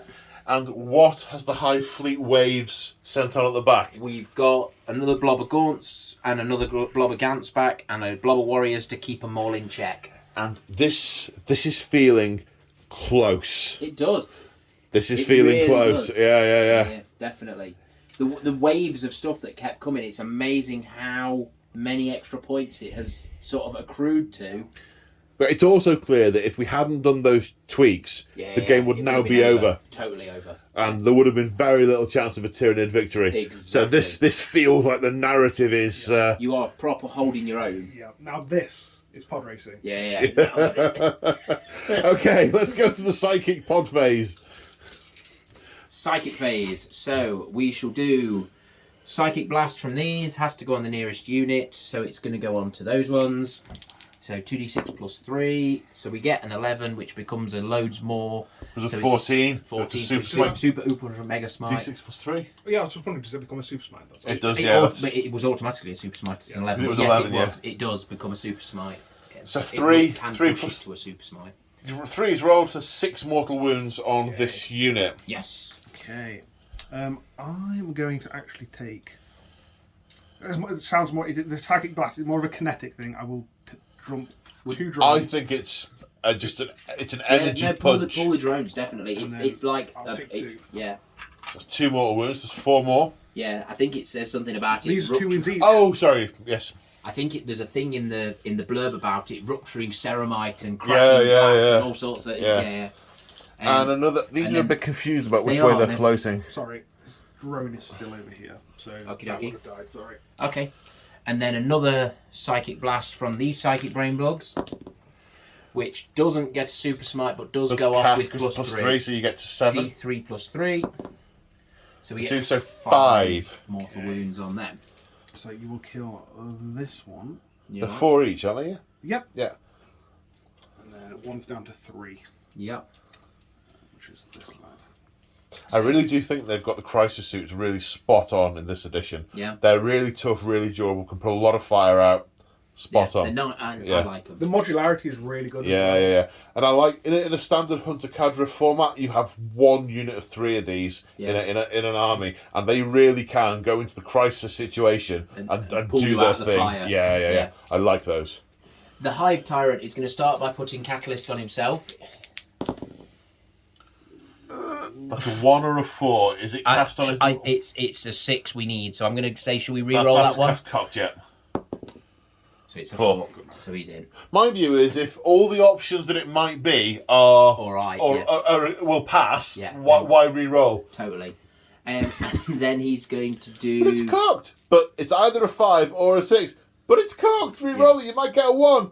No! I don't want to. I don't want a 1. Precisely. So his second ability, we shall just do a smite. Which where will smite go? I can't see. Probably There's the a crisis. suit. Yeah, I have Yeah. the crisis suit. So I'm Ooh. going to smite the crisis. Ooh. Well, No. do you know what? I'm going to say, to make this easier, I'm going to do Psychic Scream because then I can choose You where can pick where it I'm goes. going to put it on the Crisis suit because hopefully on a 6, which we 6. get, and that will do D3 mortals. There's only 1 left, Yeah, so so he 3. gets 3. How many command points do I have left? Are you going to do for the greater good self-detonation exploding death thing? I'm going to do for the greater good self-exploding detonation thing. Excellent. Blows up, does I D3 think it's D3. for It's 1. 1.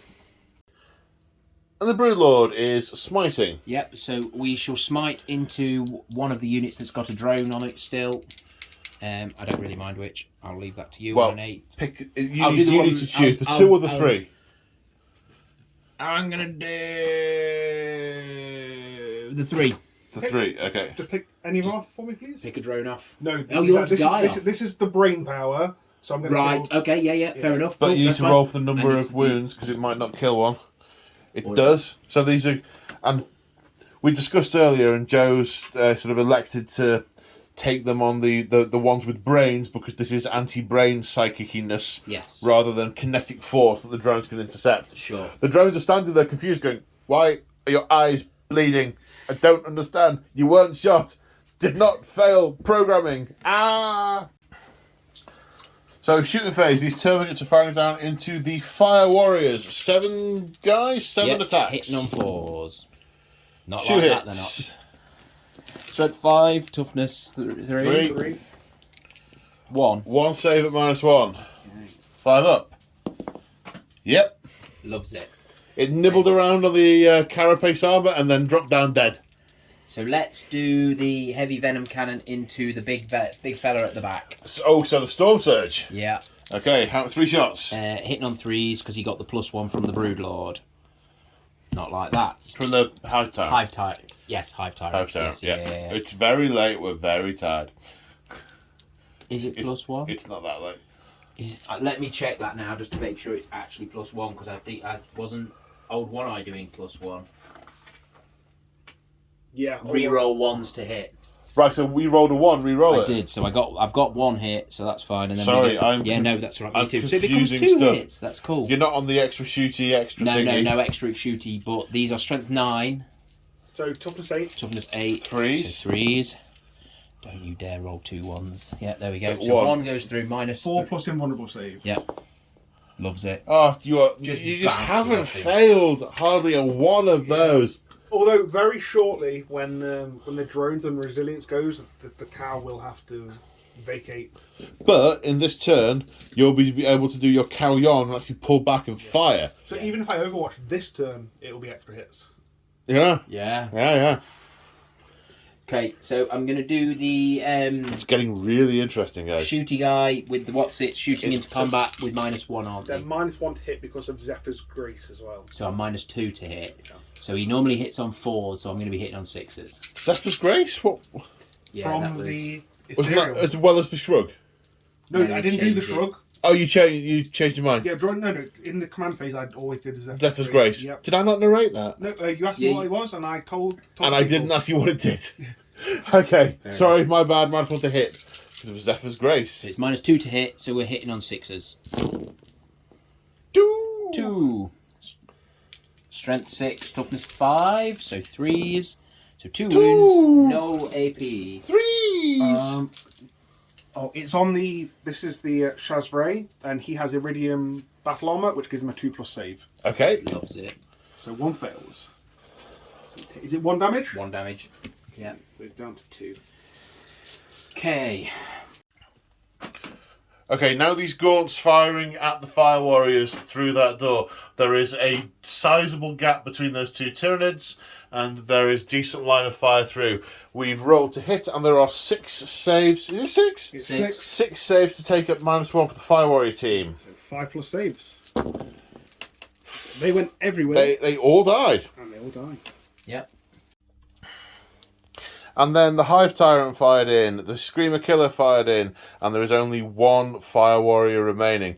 Then this Carnifex fired its slime grubs, or slime bugs, slime worms. It's slime! Death spitters with slime and maggots. Death Splitters with slime maggot. Sounds very nurgly. It does, doesn't it? At the Riptide, and took 2 wounds from it. And that is the end of Tyranid shooting. Yes. So we are now into the charge phase. I imagine there's some charges. There is indeed. And possibly some Overwatch? Quite possibly. Quite possibly. And maybe something else. Maybe something else? Maybe. Something else. He doesn't like the look of that. Right, night lads. Let's start with, can the gaunts go into both the units of... They can. It's going to make it a little bit longer, but yeah, they can. They can. On a 6, that looks like it That's does right it. on that. Yeah, that's cool. And the Death Leaper is charging in. No, he was going this way. Going into that one. Sorry. My bad. That's all right. So the Death Leaper is charging the Ghost Keel. Yes. just to make sure. Okay. I want them dead. 9-inch rerollable. You need to rerollable that. Rerollabilizing. Yes! Now the Carnifex is charging. We think it's a 6-inch charge, and there is no Overwatch coming from over here because you are shy of command points. Yes. That's one of my problems with... One of my many problems is that big shooty armies start to run dry of command points. They just get run over. Yeah. You Yeah. just rely on them a lot. You need them to keep stuff rolling. Yeah. So it's like, what can I use it on? Well, if I want to Overwatch right the way through the whole game, I can't use them for anything. Yeah. Anyway, I digress. 6.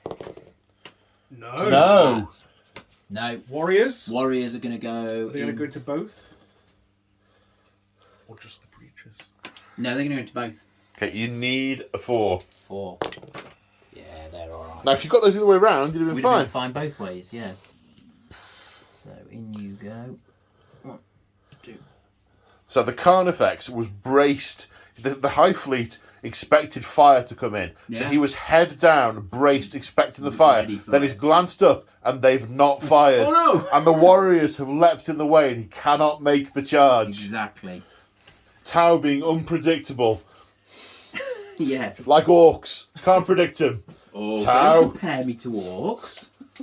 Mushroom Compare me boys. to orcs. I'm comparing him to Oh, I thought you were orcs. comparing me Not to you. orcs. I thought you were comparing unprepared Tyranids. No. Oh, that's No. alright. Sorry, that was my tired brain.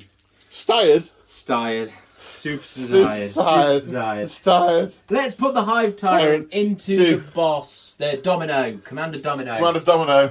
Here we go. Pepperoni. 6 inches. I'm so hungry. Eat pepperoni. I Let's. assume there was no Overwatch there. No. No. Okay. There was a Screamer The Killer. Screamer Killer is now freed up. So, do we go for a long bomb and try and engage both of those? I think we do. Okay, the Fireblade and the Warrior. Yep. All right, let's roll them and see we'll how. measure it. Yeah, we'll measure See it. how horrendous it sounds. 5 Definitely not enough. 5. 5's not enough. Nope. Warriors into Ghost Kill or yes. both? It's a longer charge. No, I he's mean, just that he's really got is one going to left, die. that's fine, Yeah. Just on the ghost. On the the Grip big side. thing. Yeah, that. 7, that's in. Yeah. Oh, floaties on the rope, not quite floating properly. Bitty, They floated away a bit. Bitty. So those Warriors are in. Yeah. Any other charges? I think that's Charlotte. Oh, what? Small baby onion, shallot. Have you got a thing? No. No? And the Kroot have laid a trap, and they have laid it well, and they are about to heroically intervene into the Carnifex by use of the stratagem, a trap well laid. We are saying the Shaper is part of the Kroot, so he is going in as well, and they're all going to gain +1 attack. The vicious carnivores flinging themselves forward with reckless abandon and bloodlust in their eyes. So start the fight phase. The Hive Tyrant is activating. Now the Hive Tyrant has got a relic weapon. The Reaper of Obliterax. And it sounds horrific. It is. So basically, it goes from his bone sword and turns it into the Reaper of Obliterax, Yes. which basically adds 1 to They've got the STL on file. They've printed one when they landed on this world. massive scythe. Yeah. So basically, it adds 1 to the AP, 1 to the damage. Does mortal wounds on every successful wound, and you can't use any rules to ignore the damage. Does it go through invulnerable It saves? doesn't ignore invulns. Is it but you can't every use successful shrugs. wound? Every successful wound. Wow. So, So- 1 mortal for every successful For wound. every successful wound, as well as flat 5 damage. Oh! And on the I think it's -4, -5 on the charge. The pain in my knees just got significantly more acute. Yes. We will make sure of all the specifics before we Okay. actually play it, but yes. So 5 attacks hitting on 2s, yeah? Yes, let's do this. With reroll 5 ones. 1s. No, reroll ones for either for heightened senses, which he has, or for his lash whip, which he has. Okay. They all hit. So, strength. I'm going to look at the thing. The Reaper of Obliterax is not on that page. There, yes. So it runs its normal one, so it is strength 10. So 2s to wound? Yeah. Toughness 5. Yep. Wound. And they all wound. So that is 5 successful wounds, which is 5 mortal wounds. So Commander Domino is down to 1 wound left. Okay, and then these are -4 that becomes -5 on the charge. 4+ invulnerable save. You need to make them all, but you have done that more than once today, so let's see. They're only flat 3 damage, actually. So. Oh, only flat 3 damage. Only flat 3. Right, I mean, I think why even bother? Yeah. We tried. 3 passes, 2 fails, 10 damage. Commander Domino's suit is torn apart as she ejects backwards out of it. Denied. Any fight on death? No. No. Okay. Denied the snack. The prototype weapon left behind on the suit as her flimsy flight suit flies into the atmosphere as the Cold Star suit is entirely dismembered by the Hive Tyrant. And the image of the ethereal just flickering impassively. What, mate? I don't know what your problem is. Comfy manta. Now, we're coming on to the Death Leaper. Has 7 attacks? 7 attacks, hitting on 2s. It's -1 to hit because of So the it's hitting on ghost 3s. That makes a massive difference. An additional 3 misses. Yeah. Strength 7, Toughness 7. toughness 7, so 4s. 2. 2 go through. These are -3 that become -4 on the charge. Okay, so I don't get a save. Cool. I think they're flat 2 damage. They are flat 2 damage. Okay. 4 wounds. The Hormigants activating and moving next. We've got some saves to take. A total of 16 saves on this unit. There were 4 attacks a model. 3 attacks. 3 attacks a model. So they can go 3 ranks deep. Strength 4, -1 AP. -2 AP. -2 AP even. So 16 saves on this unit at -2, so saving on 5s. Dead. Oh, Ooh, 1 dies. 2, dies. 3, 4. Yeah. Because the 3s are a Yeah. fail, and so are these, and yeah. And then the next unit. So only 8 on this one, though. There's 8. Only 8. 2, 4, 6, 8. Who do we eviscerate? The Touch. The Touch. Ooh, that's So- 4 sorry. saves, isn't it? That's Yeah, 4 fails. 4 saves, 4 fails. So 1's alive on 1 wound. Ooh. Well, there's a Broodlord there in a minute, but we should. Yeah. But yeah, did not get all of them. Didn't get all of them. Okay, now these 3 warriors are activating. 1 was it into the 1 into the, suit? little guys and 2 into the big guy. 1 into the fire warriors and 2 into the battle suit. That's the one. Okay, so 7 attacks each. 2 into the battle 40. suit. 2 into the battle suit. Hitting Is on there 3s. any minus or anything? No minus. Hitting on 3s. So you don't need a minus. You're doing bad enough. Yes, he Got all the is. 1s yourself. Get all the 1s on my own. Strength 7. Toughness 5, I believe. Okay, so 3s. Okay, oh, so have some more 1s, shall we? Would you like some 1s with your 1s? That is a lot of 1s. Add 1s to flavour. Yeah, 4. 4 at minus -3. 3. -3. Is that 2 on the damage. charge? Yeah. Okay. 4 at So, minus 3. 5 up saves. Makes 2. So it 2 takes damage each, takes 2 4. Yep. How many do we start with? I think it stops with silly like 9. Really? Yeah. It's dreadnought sized. I've not realised it was quite as big as that. Yep, that is silly. I thought it was 5, 6 maybe. Yeah. Never mind. Okay, then it's the fire warriors. Into the Fire Warriors. So this is 7 attacks. Hitting on 3s. I'll have some more. Just some 1s, 2s just with your 2s. 1s. I needed some 2s to go with my 1s. And then we've got 2s. 2s, yeah. So that's 4 saves. 4 at dead. -3. Yep. 4 dead. And 4. they start with 8 wounds on the broadside. Okay. Oh, well, that's much more reasonable. And now we're over here with the warriors that charged in against the Riptide. 21 attacks. Same profile. I drop them and roll 1s. 3. Now that's a lot better. That is You've eaten all your 1s and 2s. I've had all my 1s and 2s. Now you've got your 3 pluses. Num So num these num are num. strength 7, Toughness 7. 4 ups. Uh-oh. Oh dear. Yeah, that's a lot. The eject button is looking rather Tempting, tempting. yeah. 13. 13 at -3. -3 flat 2 damage. So you're on your 4+ invulnerable save. Okay. 4+. That's a lot of dice that aren't 4+. And is it 2 damage each? Yeah. So that is 2, 4, 6, 8, 10, 12, 14 wounds. And it has 11 left. Wow. Does it explode? This one Can you does. make it explode? Do you want the crew to die? I don't know. Yeah. Remember, you can't do your thing of mirrors over there engaged with the lictor, so... The thing of mirrors are a bit moot at this point, I think. Okay, fair enough. Does it blow up? No, it does not. Ooh, this flank is looking a little thin. It's looking a bit thin. And the carnivores leap, because there's 4 of them. The carnivores leap on the carnifex. Carnivores leap on the carnifex. Say that 5 times fast. With the +1 from the stratagem, they have 12 attacks in total. Hitting on 3s. Rerolling 1s from the Shaper. Ooh. Strength 4, toughness not 8, so wounding on 5s. 1 wound at -1. 1 wound at -1. Come on, get a slice of that carnifex. He's took a chunk out of that butt. It's so tasty. Carnifex steaks. They've got a taste for Tyranids now.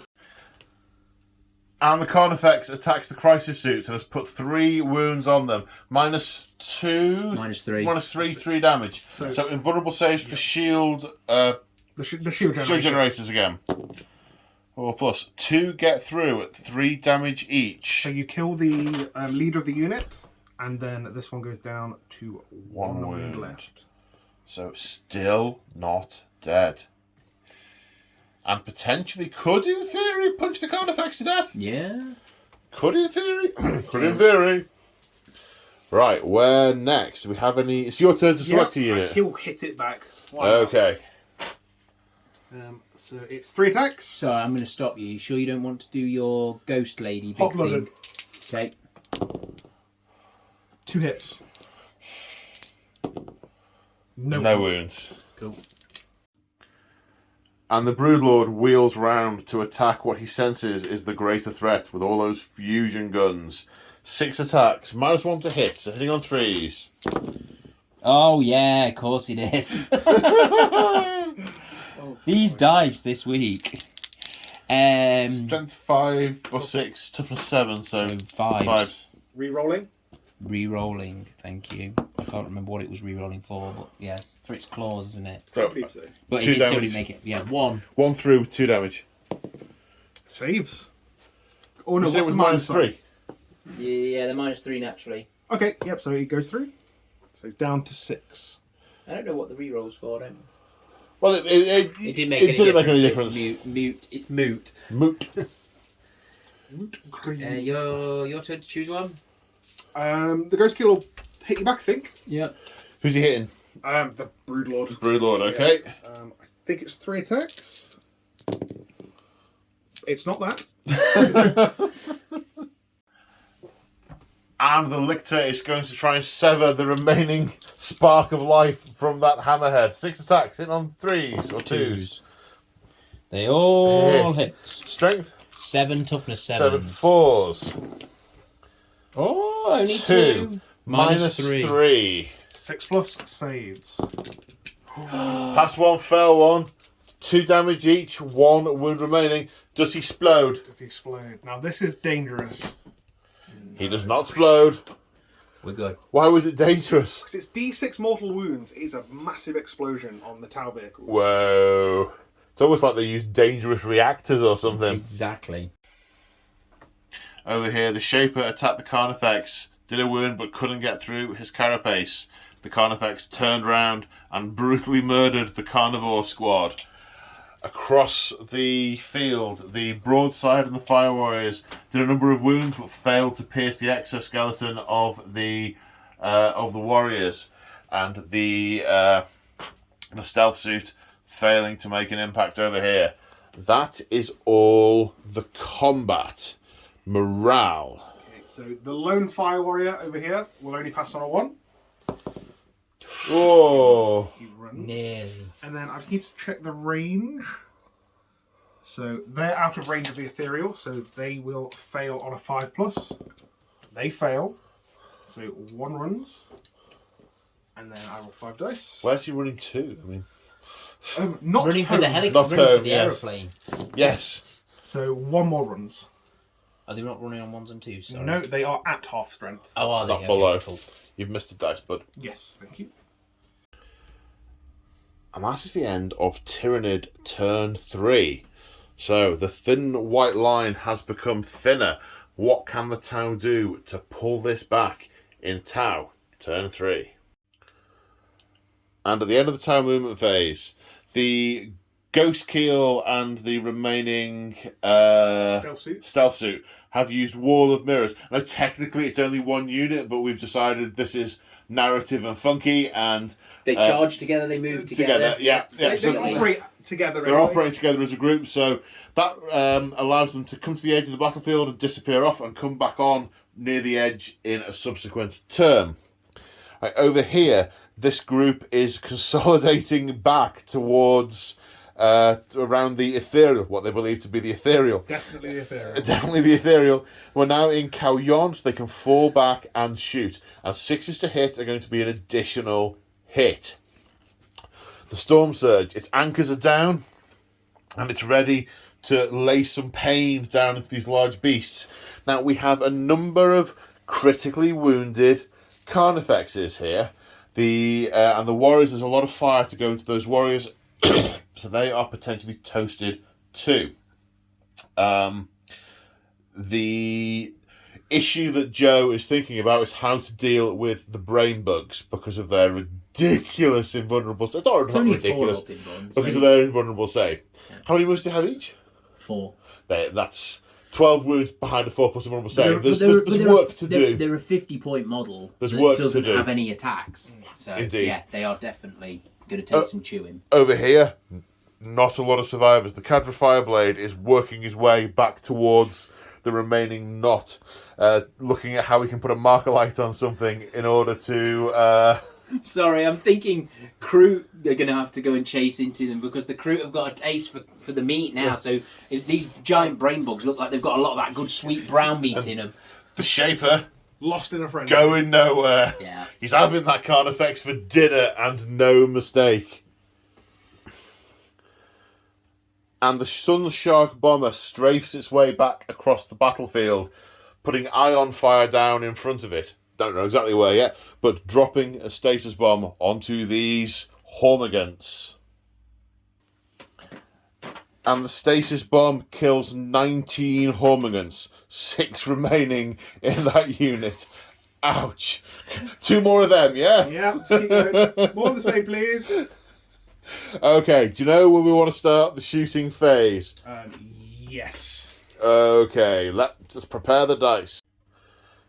And we're starting with the Storm Surge, if I actually manage to press the button on the camera in time. So, we have 11 hits with the Flamers going into the Warriors, the big gun going into that Carnifex, and it was all the rockets into that unit of brain bugs. Yep, and the 2 remaining destroyer missiles into this one here. Into that one there. Okay. Definitely not trying to put anything over into any of the like the Tyrant or anything over there. There's a big building in the way, and I thought the destroyer missiles didn't need line of sight. Only if it's against a marker light. You know? There's no marker lights. And I spent a command point to do so. Of course. My bad. Okay. So that was 11. So 15 hits out of 11. Yeah. How does that work? Strength 4, toughness 5. Okay, so wounding on... Ooh, hold on 1 sec, please. Okay, holding. So that was worth checking. So Joe's meagre collection of command points has been spent wisely. This Viola pilot is hot-blooded, so every 6 to wound he rolls with all of these guns is going to do a mortal wound in addition. Excellent. Yeet. The anchors are down, so everything's going to reroll to hit as well. Okay. And because we're in battle round 3, 6s to hit are going to generate an additional hit. Okay, so math time. Yep. So this is a flamer. 15 wounds with the flamer. That's a lot. Needing 5s, but they're good. It's 1 mortal. So 7 saves and a mortal wound on the warriors. Saves of 4 up. Okay, 2 fail, so 3 wounds in Kills a warrior. Barbecue's warrior. Okay, 2 destroyer missiles at this card effects. Hitting on 3s, re-rolling. Reroll the 2. So it is 1 hit. Toughness. On the card 7. effect, 7. So 3s to wound. So it is a wound. I believe it's -4. So Save it's gonna be 6. 6. Nope. Not enough. Okay, How much damage? 4 damage. He's dead. Or 2d3, was it? 2d3. So that's this one. Whoa! So he's dead. Does he lash out? No, because there's nothing to lash out at. Jiminy. Okay, next gun. The Pulse Blast Cannon.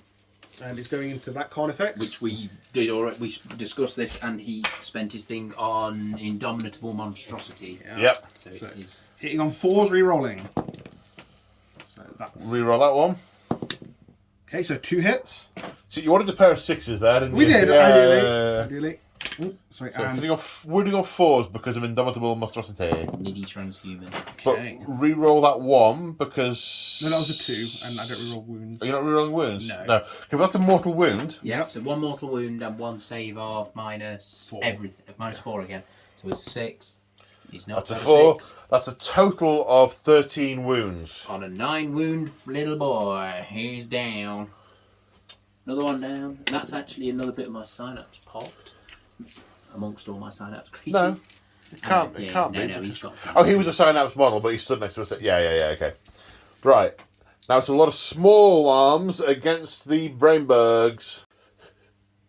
So we say things like small arms, and I stop the camera and think, well, we'll just summarise it. It'll be a couple of wounds. And then Joe rolls that for his 4d6 shots. I mean, that's a lot of shots, Joe. Very much. It's a lot of shots. I think the pilots were getting used to firing a full payload. Well, he's at this point he's getting danger close, and he's just ejecting all the missiles forward. Might as well use them. Hit on 4s with a reroll. 6s do extra hits, Not a lot of 6s. and the rerolls. That's 3 more 6s, so 3 more additional hits. No, you're on the hits at this point. So that's 3 more hits from Cao Yon to put in the pot for the wounds, which is when the mortals will come out. So strength 5, toughness 5 is 4s to wound, but 6s do mortals in addition. Okay, here we go. 20 in total. Okay, so there's 4 mortals there. That kills one. Kills one. Yeah. So that's 14 saves, 4 plus invulnerable. Yeah. Okay, how many fails? 1, 2. So that's 1 dead. They're the 4 Oh no, ones. we're on saves, aren't we? Of course we are. Are these single wounded each? Yeah. Yeah. So that's 1 dead. Sorry. And that's 1 One left on on 1 wound. The exact statistical average.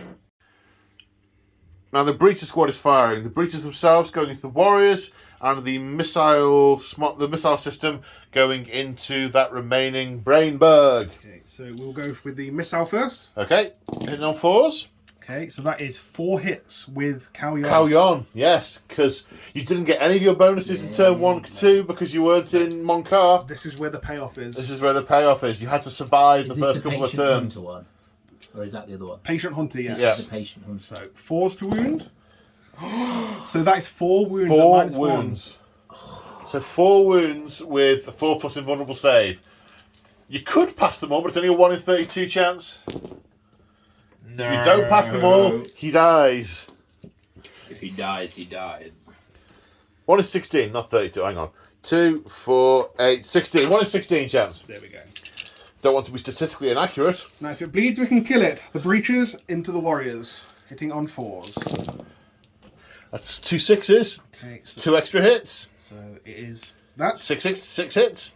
Okay, and then you are toughness 5. Yeah. Strength 6. So 3s to wound.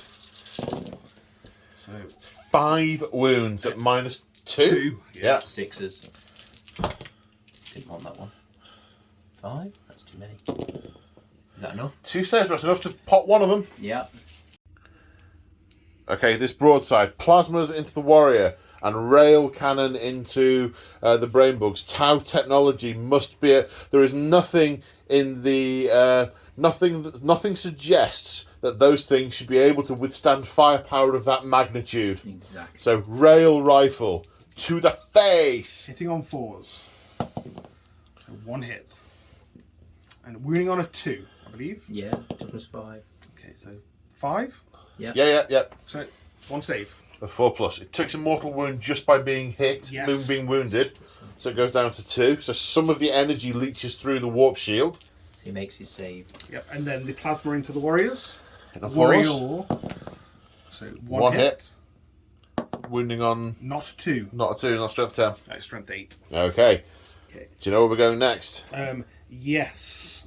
This one is going to do the same. He can't see round the corner at those, so everything's going to go into this, I believe.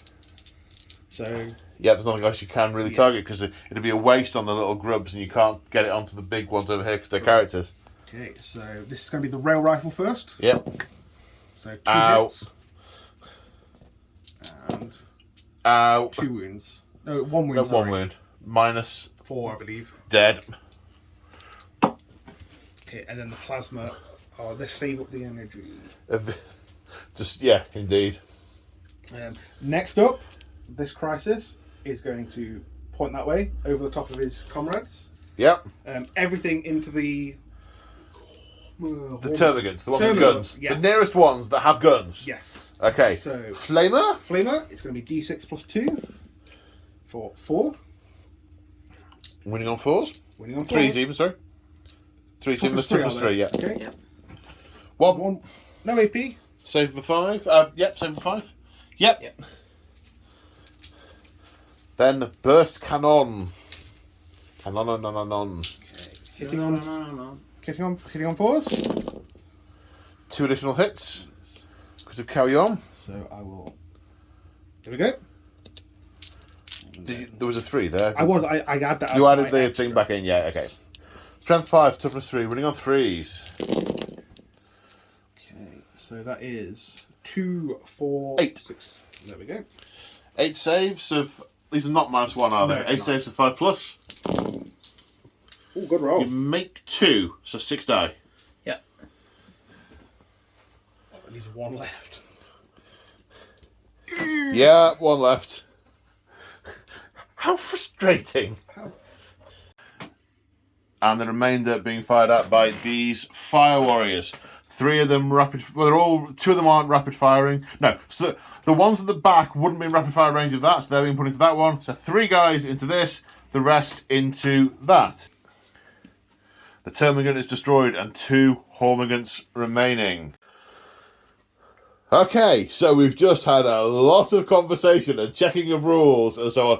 And Joe has found some extra guns. Yay! So the shark, the plan initially was it's flying through here, strafing with its ion guns and dropping its status and then sort of flying away. Now, from a rules perspective, now that guy's opened up and can be shot at with the ion guns.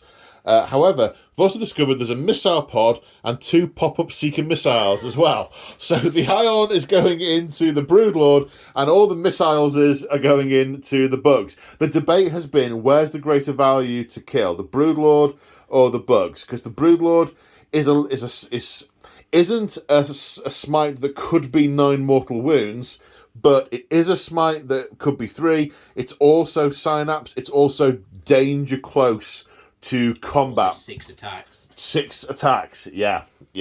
So, 12 ion shots, because they're heavy 3. Now, you're overcharging, aren't you? So Yes, that means you might overcharging. take mortal wounds for rolling 1s. Correct. Okay, so 12 attacks against the Broodlord. Hitting on 4s. He's not managed to hit or anything, is he? So 4s.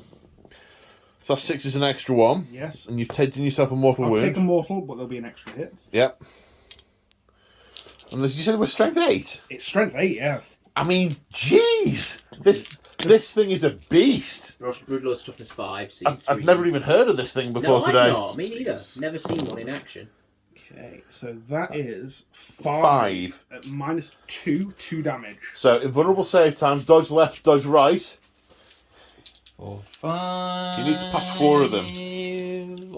Because you go, oh yes, that's a good point. I forgot to narrate, I think, that regeneration, Yes, he monstrous got, regeneration was placed on... Rapid regeneration. Rapid regeneration was placed on the Broodlord and one of the now dead Carnifexes earlier to give them more wounds back. So he is on 4 rather than the 1 he was left with earlier. 4 ups.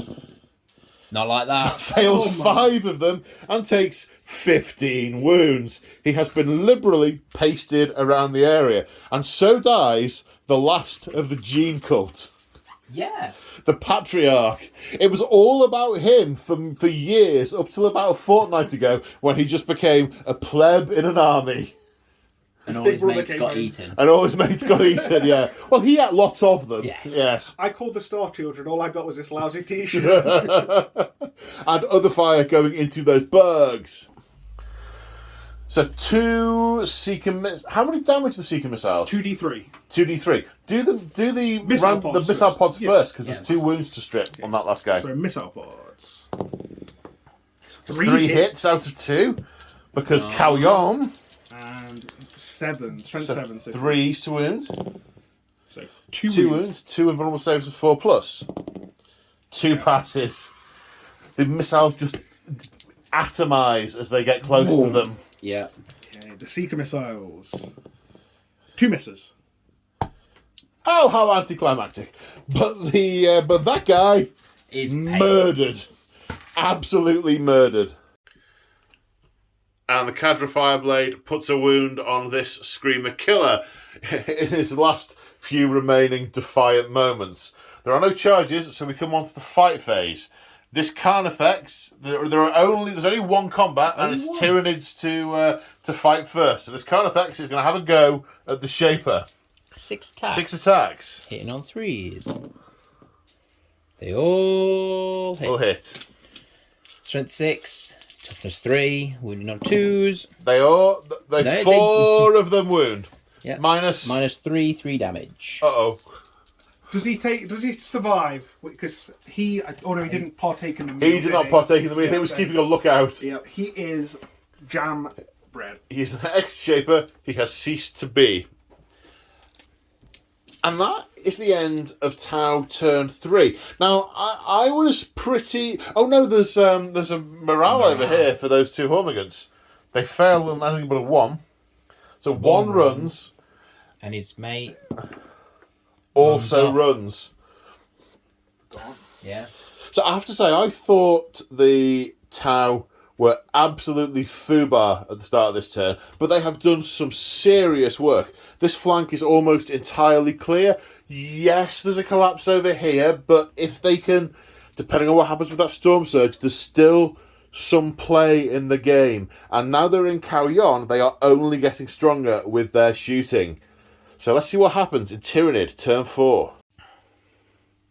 Okay, at the end of the Tyranid movement phase. In the command phase, the Hive Tyrant was up here and put his Hive Commander ability on these Gaunts, so they get to re-roll 1s. End of movement, we've got these Hormigants piling up here and the Warriors pushing through. Behind the Carnifex, the Lictor, sorry, the Hive Tyrant, the Lictor, the Carnifex, the Carnifex, all making the Fireblade's day decidedly iffy. It's not his best day. It's not his best ever day. Although... But do you know what, though? For the greater good, he has definitely slowed me down, because they all had movement to spare. None of them could get past to get closer to the big beast, the big robot round the back. So he has sacrificed himself for the greater good. For the greater good. The Storm Surge is going to live for another turn. He is. And, maybe. Well, maybe. I'm going to charge you. Uh-oh. How? The Wrecking Claw Carnifex. Yeah, yes, you've got to shoot it. Yeah, okay. Yeah, all right. I'm a bit slow. I'm not slow. These brain bugs have floated forward. Turbo gets moved around here, and the Lictor... A wild Lictor has appeared in the server. The Death Leaper ran across. Yep. And then the Lictors jumped out of the building ready to make a charge. So we have a couple of charging Lictors over here, some brain bugs, other bugs moving forward. The waves of reinforcements from the Hive Fleet have run dry. This is the end of this Tyranid reinforcement wave. Tyranids come in waves, mostly. And if a wave can be held back, it can be held back. So psychic phase. You only had 1 unit of brain bugs and a hive tyrant. Yep. So we'll do the brain bugs in the middle first. We measured them up. They're closest to the dude with the big plasma cannon. Yeah. And basically, you can't fail to be killed because of the number of mortal wounds you put out, even if you roll snake eyes. So he works on that. It actually becomes a mega smite. D6 plus 3 for You 4. can get the 1. He has 4 wounds remaining. And he's out. He is dead. Does he blow up though? Doesn't. No. They can blow up. They can. Just one mortal wound, however. All right. Goodness me. Then the hive tyrant, enraged at having his direction of travel impeded by effectively a fire warrior overloading the power chamber of his pulse rifle,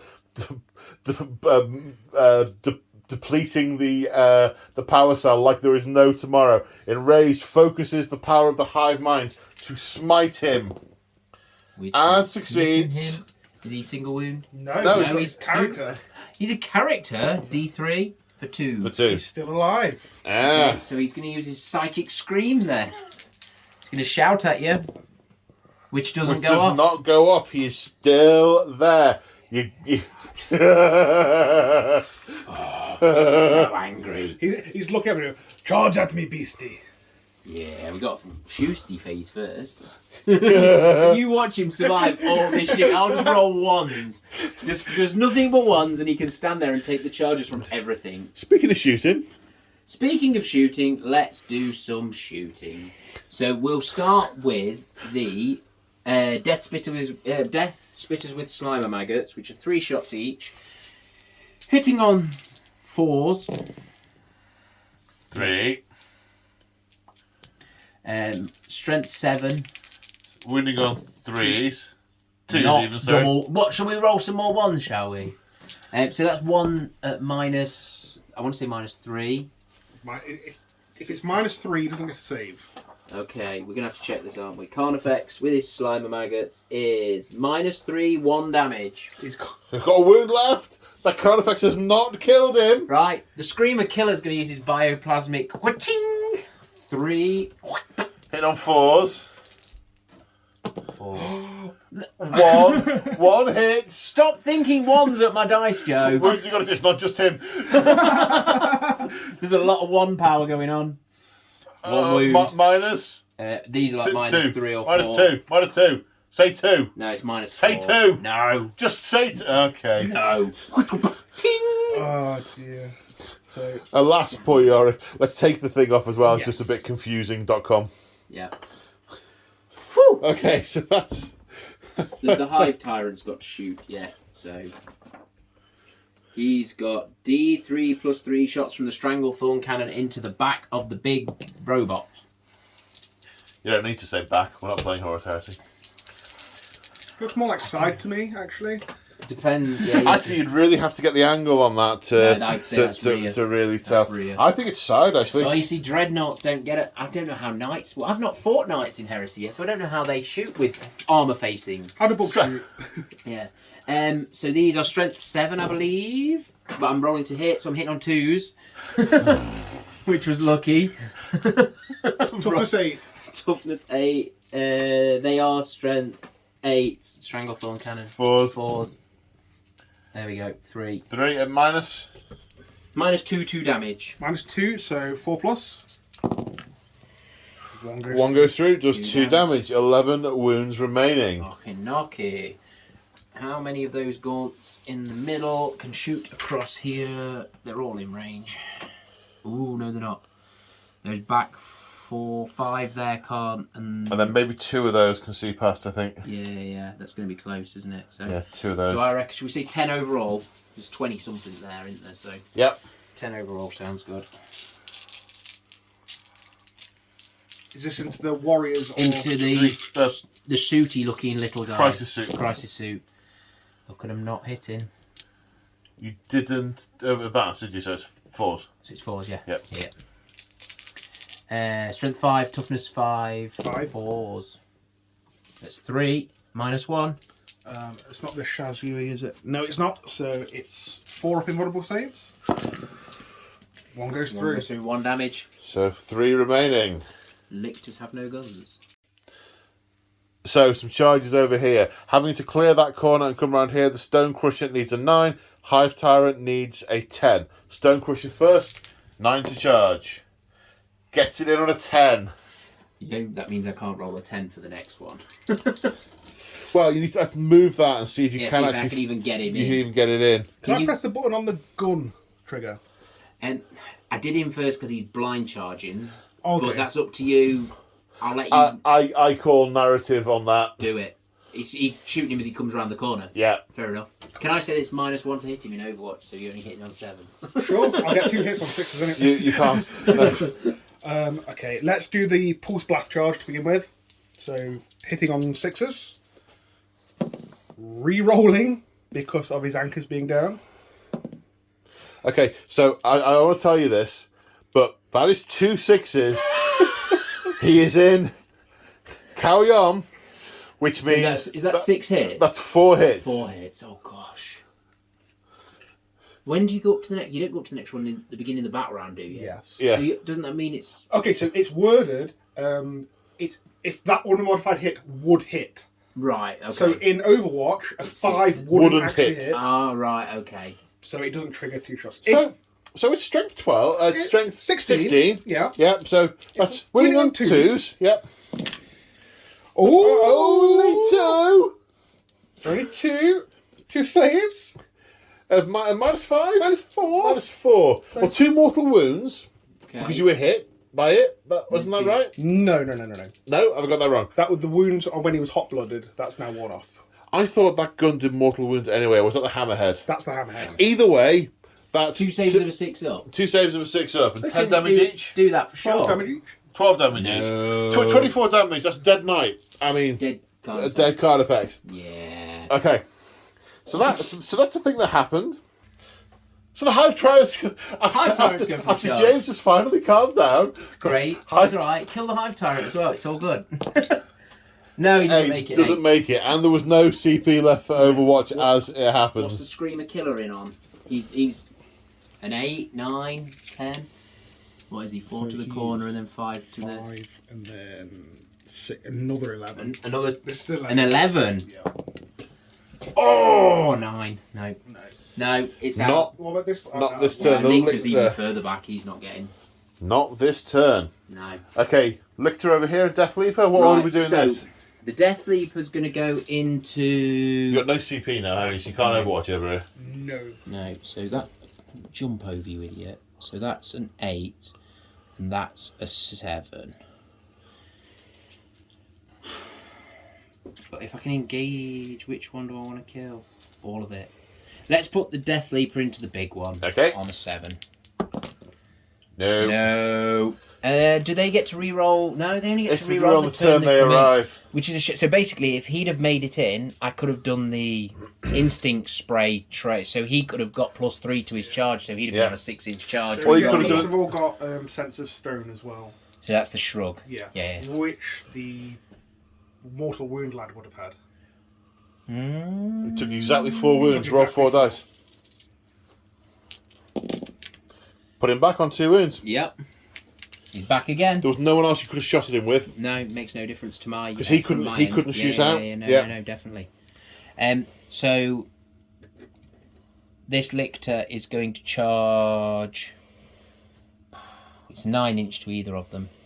Let's put him into the big gun. See what happens. 9 re-rollable.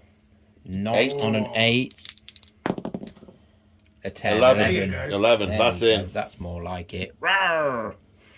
His companion absolutely wrecked a devilfish. I'm sure he'll have a good He'll go. be all right. I'm sure the others won't pull him off him and shoot him to death or anything. That's the only fight. Yeah, that is the only fight. Oh, I'll Yeah. do it quickly. Here we go. 6 attacks, hitting on 2s.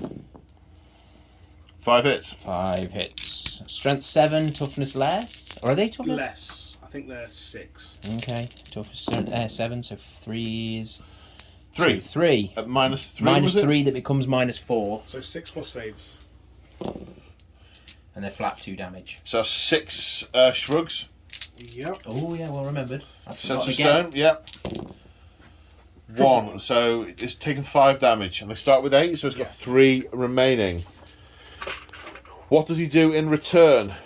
Okay. I'll have to check see how many attacks he has. So 5s to hit with the battle suit. 3s to wound because it's +1 strength on his crushing bulk. Okay, but 5s to hit first. Yes, 5s to hit. But any hits are 2 hits because of carry on. So that's 4 hits. 3s to wound. 3s to wound because of He's crushing minus bulk. 1 to be hit. There were no 6s, were there? There's 2 5s, so that's no hits. That is no hits. Yeah. Hang on, let me check. Sorry. So checking the footage, there were 5, so there were no hits. That is the end of Tyranid turn 4. Now this is really interesting because Tau turn 5, they're getting even shootier. That is an objective. He's going to count as we'll work out how many models we think he counts as narratively. Well, it doesn't really matter because I'm not in range of it. So he can count as 1 and walk onto it. That's good. He can walk onto it, see what he can kill over here. Yeah. And the bomber is still in play, and those bombs are not limited. He can fly over other things, get position with those nasty guns. You can fall back and fire. 5s to hit are going to do additional hits. Yep. This is really interesting as we go into Tau turn 4. So after the movement phase, the ghost units have come back on here. Measuring. They are 3.5 inches out from that objective. Not close enough to be on it. But turn 5, if they're still there, They can walk. they can walk. Okay, the broadside has fallen back, and we appear to have a firing line of sorts to murderize these 2 lictors. The brain bugs are still there. These termagants are there for the minute. As the shark bomber has flown over them and is going to empty its payload onto them again. Sense of stone over here, so we have the 5+ shrug aura. Now, the storm surge. We are saying, looking at the model, that it can pivot around its central axis, so it can still shoot in that direction whilst staying still. And its anchors are in place. Joe has agonised about staying still and only being able to shoot 2 targets or moving on to the objective, but not getting the rerolls from the foot anchors. There are other units coming up in the next couple of turns. It's going to be really interesting to see which objectives end up being controlled. So, psychic phase. Only joking. Yes. Shooting. Where are we starting? Okay, let's drop the bombs first. Oh yes, end of movement phase. Dropping the bombs. 22. 22 in that unit. 22. Okay, so I've got 20 dice. Where shall we do that? Here. Okay. I'm panicking. 20. Ooh. So there is a total of 2 more dice. 2 more, yeah. So 2, 4, 6, so 18 die. So 6 left alive. Yep. So starting... Oh, so yes. And the termagants evaporated. Continuing with the Sun Shark into the shooting phase. The ion cannon, the ion guns overcharging again into the Carnifex. Now they're 2 damage weapons, but of course against the Carnifex only 1 damage is going through. It's a lot of shots to kill a 3 wound Carnifex, but there's just not enough. It's like, okay, kill 1 Carnifex, one's got 6, one's got 3, more likely to kill the one with 3, more of a guarantee. Okay, so this is going to be hitting on 4s. 5s and 6s are are 2 hits. I mean, part of me wishes you would split them between 2 Carnifexes and take both out. Having seen you roll how many 5s and 6s, I've got a feeling you're going to end up with 72 hit shots. So, but 72 hits. I'm sure we'll find out shortly. 5s and 6s. 5 and 6s. Okay, That's all right. So that many hits. So 6 hits in total and 3 extras. Okay. Strength 8, toughness 7, winning on 3s. So that's 6 wound. Minus 3, was it? Or 2? 3, 4, 5, 7 wounds. 7 wounds, apologies. Minus 2. Minus 2, so saving on 4s. 3 damage, 3 go through. Yeah. 2 damage 3 times, it Yeah, dies. it kills it. The missile pods sort of blow off its carcass. Yep. Poor choice of words. Okay, so the Storm Surge. Big gun and flamers into Hive Tyrant. Everything else into Lictor. Okay. So Bracketed, hitting on 5, but of course Konyanama is hitting on 2-2. let's roll the dice. Oh god. 2 misses, re-rolling. Lucky you left them feet down. Yeah. One hit and hits twice. Yes. And then wound. What's your toughness? I'm Tyrant. Yes. 8. So it's 2 to wound. 2 wounds. 2 wounds. Sorry, I don't know why I asked. Four It's been a long day. 4 up in Vun. 1 goes through. 12 damage. Yeah. And you didn't cast Catalyst because you tried to murdenate the little dude. the little dude. I'm pretty sure he has 12 wounds. He does have 12 wounds. 12 wounds. Does that reduce it by 1? No. No. No, and he didn't get Catalyst. He Boom. did. That's the Hive Tyrant. That's the Warlord as well. Yeah. Warlord down. Pull him off, mate. And the Hive Tyrant is obliterated. 4d6 missile shots into the lictor. -1 to hit. So that's 16 shots. 16 shots. Another -1 to hit means it's 6s to hit. But 6s, of course, do 2 hits.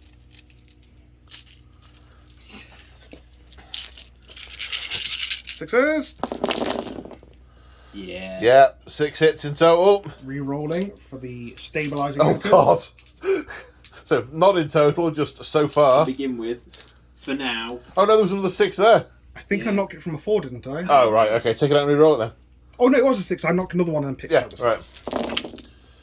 There we go. So, that's 5, 10 hits in total. Excellent. Strength is 5. 5 minus 1, 1 damage. Toughness 5. Toughness 5, so 4 to wound. So that is 3 wounds. 3 Hit wounds. -1. Hit -1, so they're on his, either on his 5 up in Vun or his 5 up save, either or. He's Failed failed 2. 1 damage each? Yes. He has 5 wounds to begin with. And now So the smart missile. 3 left. Okay. Hitting on 6s. 6s, yep. Rerolling the misses. 6 So hits. 6 hits, so 3 hits become 6 hits. Yep. These are 5s again, so 4s. So 1, 2, 3. Has 3 wounds left. You've got to pass one of them. That's none of them. None of them. The lictor goes down. Jiminy cricket. Yes, someone take it off. Quickly. And the Ghost Keel is trying to put the mega big melt gun into the lictor. Although he's 12 inches away, we're saying he doesn't count as being in a terrain feature by being stood on that crate. No. Still -1 and bracketed, so hitting on 6s. But you know, it's Joe, so 2 hits. just for the people listening, it was 1 hit but becomes 2. Yeah. That's just the magic of Joe. Yeah. 2s to wound. Toughness No, 5. 3s to wound. wound. 3s to wound. 2 wounds. 2 is minus a lot. So 5 5 plus up in 8. Vun. But, oh yes, in Vun, of course. Ooh. That was a 5. That objective marker turned it back. D6 damage. 6 6. damage. Got him. It evaporates. Yeah, at least damage. And the hologram of the ethereal looks a little bit sort of woohoo! That was Bernie close. as Get in his lack of hair gets singed off. Okay, and then is it broadside into the Death Leaper? Yes. Yes. Is it?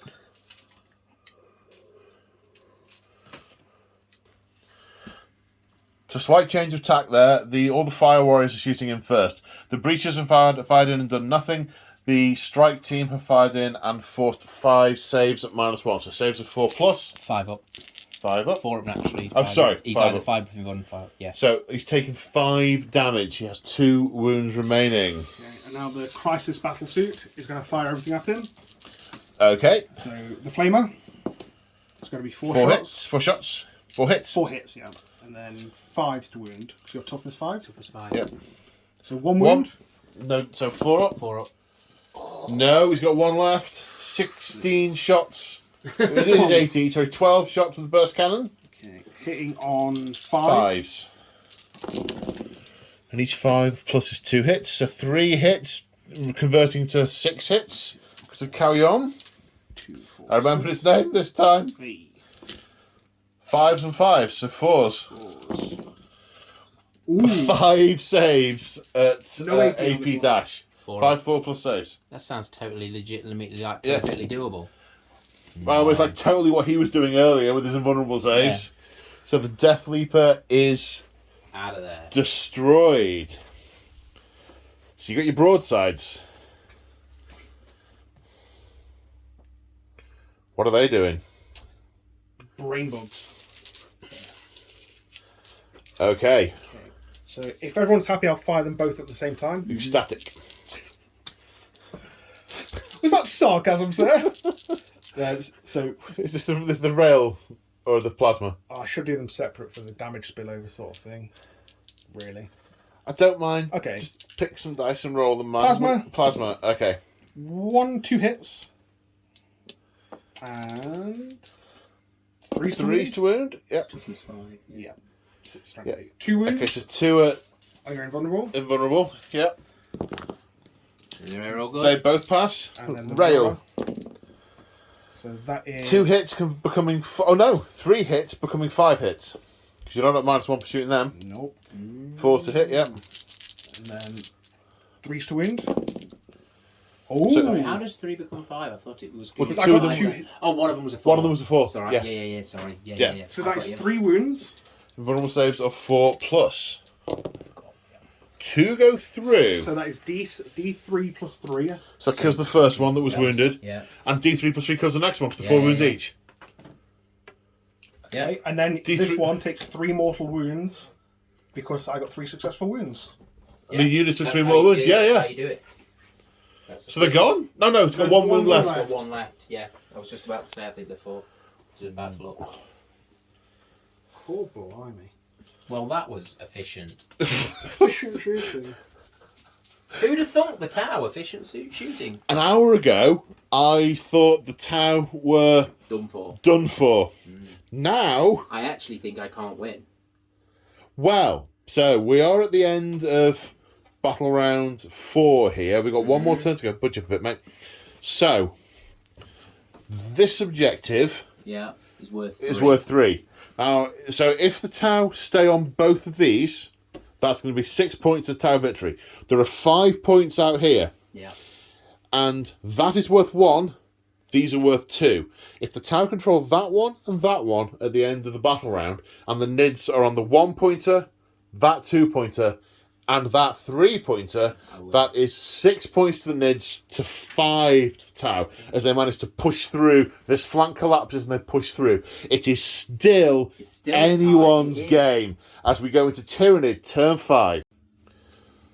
So here we are at the end of the movement phase, and it's getting tense in a fun way. It is intense. So these termagants have tried to advance out of here to get as many shots as possible into this ghost keel on the off chance They managed to plink they some managed wounds to off it. plink some wounds off it. Got a 1 to advance. It's not looking likely that anything's going to happen over there. These termagants have come round this corner. The brain bug attempted to advance, but only managed to roll a 1. But has ended up there. A little bit of scenery shenanigans just to make sure it's sat and doesn't look like it's sort Weird. of lopsided. But Yeah. there we go. The termagants over here, the hormagants over here, have used bounding advance to get additional move through the building and are swarming through here, intent on crawling through this wall and assaulting the storm surge. This Carnifex, did that move? No, it didn't move. He's not. Yep, move the Carnifex. Slight correction, there he is.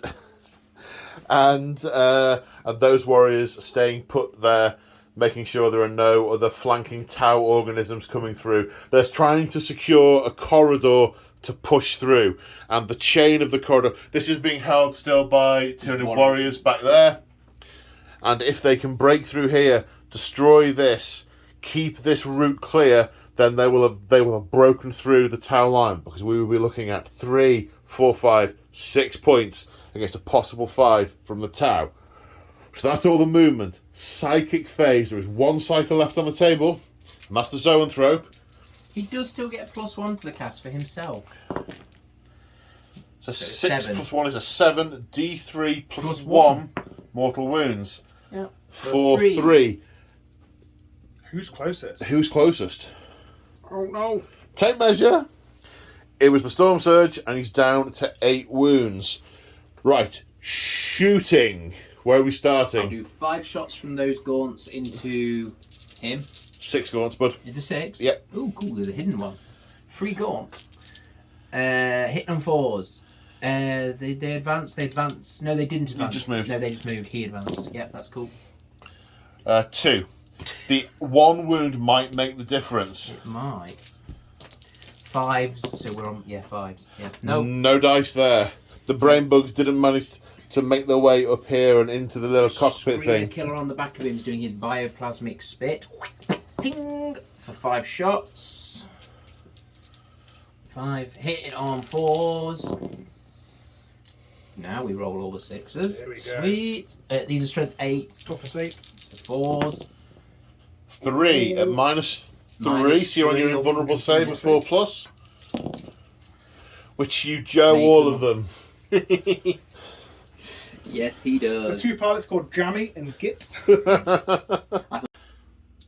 17 guns hitting on 6s because they advanced and it's -1 to shoot at the ghost keel. 2 wounding on 5s. It's toughness 6 or 7, but lower than 5. We get 1. 1 save, -1. 4. Makes Loves it. Just bouncing. So, we're in the charge phase. These termagants are going to charge in first. The hive mind is hurling everybody at the breach.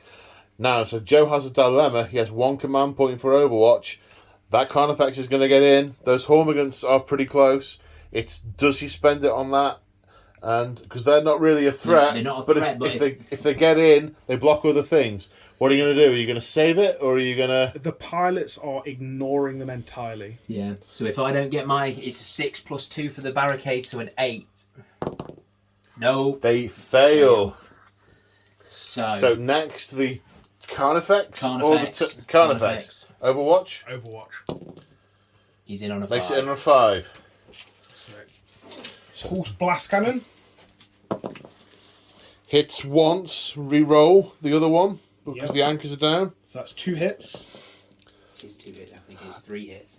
Sorry, we've rushed on a little bit with this. Did you want to spend a command point on Indomitable? Oh, do you know what? I've got quite a lot of command points, so yes, I will. Sorry, I did rush Yes, over no, that you quite did, a little yeah, bit. I didn't yeah, give you the chance. Yeah. So 2 hits. Yep. And then it's going to be 4 to Fours. wound. Yes. 1 wound. 1 wound. So 1 save of 6+ or die. Sounds like a thing. No. No, it's die. And then all the other rockets pound into the corpse. Now the Hormigants, a 6-inch charge. Oh gosh, Come I on. hate this without a command point Come reroll. on, James. No, we've said That we makes don't it- miss them. We don't miss them, We do we? don't. I This makes miss it it better. right now. Oh, it's an 8! He's He's Oh, got thank it! God for that. I didn't see that 6. I couldn't see it and I couldn't look.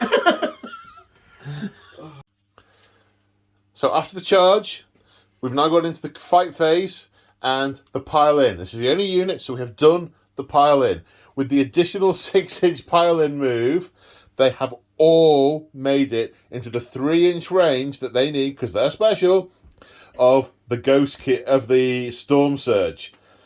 They have 4 attacks each. Three attacks each. And then 2 CP in the pot for Adrenaline Surge, which gives them an additional attack each. Okay, so that is 25 times 4 attacks. So we want to roll them on camera because this is game changing. So we have employed the bucket of 100 dice hitting on 4s, Yep. but 6s Auto wound. We're going up the middle. Good luck. Good luck. Okay. Whoa. So that's 22 6s, which auto wound. Yep. And then however many 4s and 5s to hit have gone back in the bucket to roll to wound. To wound. So Strength is 4. 4. So wounding on 6s. So that is 28. 28 wounds. At -2, Joe has 28 dice in his fist. A 2+ save, saving on 4s. 8 wounds to get through. I can see I see quite a few. 1, 2, 3, 4, 5, 6, 7, 8, 9, 10, There's another one. 11, 12, 13 damage done to the Storm Surge. You don't have a command point to auto-detonate it, but does it blow up? What's it blow up on? Is it a 6? I think it's a 6. I will check. Okay. Waiting with bated breath? On a 6. On a 6. Yeah. I don't think I've wanted to see a 6 more. Well, today anyway. Press the red button. No. 2. No. The Storm Surge is simply carved apart and removed as a casualty. There endeth Tyranid, turn 5. Then a command point spent on Overrun, allowing the Hormagaunts to move in any direction. Yeah, it just lets them make a standard move as if it was the movement phase. And they swarm over that objective, keeping this line of attack free as the next wave of Tyranid forces prepare to burst through. Or will the Tau be able to clear them off it and keep the line secure as we go into Tau turn 5? It's so exciting! Here we are at the end of the Tau movement phase. The Ghost Keel and the one remaining stealth suit have moved up, starting to put fire down here, securing this objective. That is going to be a Tau objective at the end of the game. Over here, we are having... Well, let me now jump to this end. So, the bomber has spent a command point on designated tasking to detach its drones that have hovered down. It is now going to fly out of the engagement zone to meet up with the Manta, dropping another stasis bomb on the way. Knowing that they need to plug this gap, that there could be another wave at any moment, the other Tau units are attempting to set up overlapping fields of fire to drive them away. With ion guns, the Crisis Suit has advanced to try and get its flamer in range and to get as close as it can and get line of sight. The breachers and the broadsides are pushing round the corner, danger close to these few straggling organisms, but knowing they have to plug this gap. In an attempt to shore up these guys, these folks have moved forward in an attempt to shoot through and kill those. It is desperation time all round. Can they plug this gap? The shark flies off the table. 25 Hormagaunts, 25 Tyranids in that unit. 25 dice, killing on 3s. Is Joe's luck going to desert him at this moment? For the greater good. For the greater good. 5 Termagants remaining. So, straight into the shooting phase. We're starting with this Crisis Suit. Flamer is in range. Has line of sight on 2 of them. So 5 hits. Wounding on 3s. 5 wounds. 5 wounds. No AP. Saves of 5+. 2 gaunts remaining. Then the burst cannons. Hitting on 5s because he advanced. But because Calyon, each 5 is 2 hits. That's a lot of 5s and 6s. 1, Joe. 2, 3, 4, 5, 6, 7. 14 hits. 7 hits become 14 hits. Nice. Roll to wound 14 times. Oh, I've lost count. Take those 6 in your hand and put them out of the way and use the rest. Don't overcomplicate things, he's too tired. It's tired. Okay, Don't talk to him. Wounding on 3s. So that is 7 saves to take. 7 saves, 5+. And they are wiped out. The ion guns are pumping fire down. The broadside. So do the ion guns want to try and clear these off of this side? they were given one task and one task Fair alone. enough. That's fine. Just want to make sure. If this is plugged, Yeah. what is over there is irrelevant. That's a problem They, for tomorrow. they will Cal. move into a killing field. Yeah. These breachers, with their cheering with joy, they're going to turn to their right. So these guys are going to put all their fire down here. So hitting on 5s because they advanced. Cheering is very undisciplined for troops that are supposed to serve the greater good. There will be a report made. if we survive this day. So 8 hits. It's actually just been sent electronically.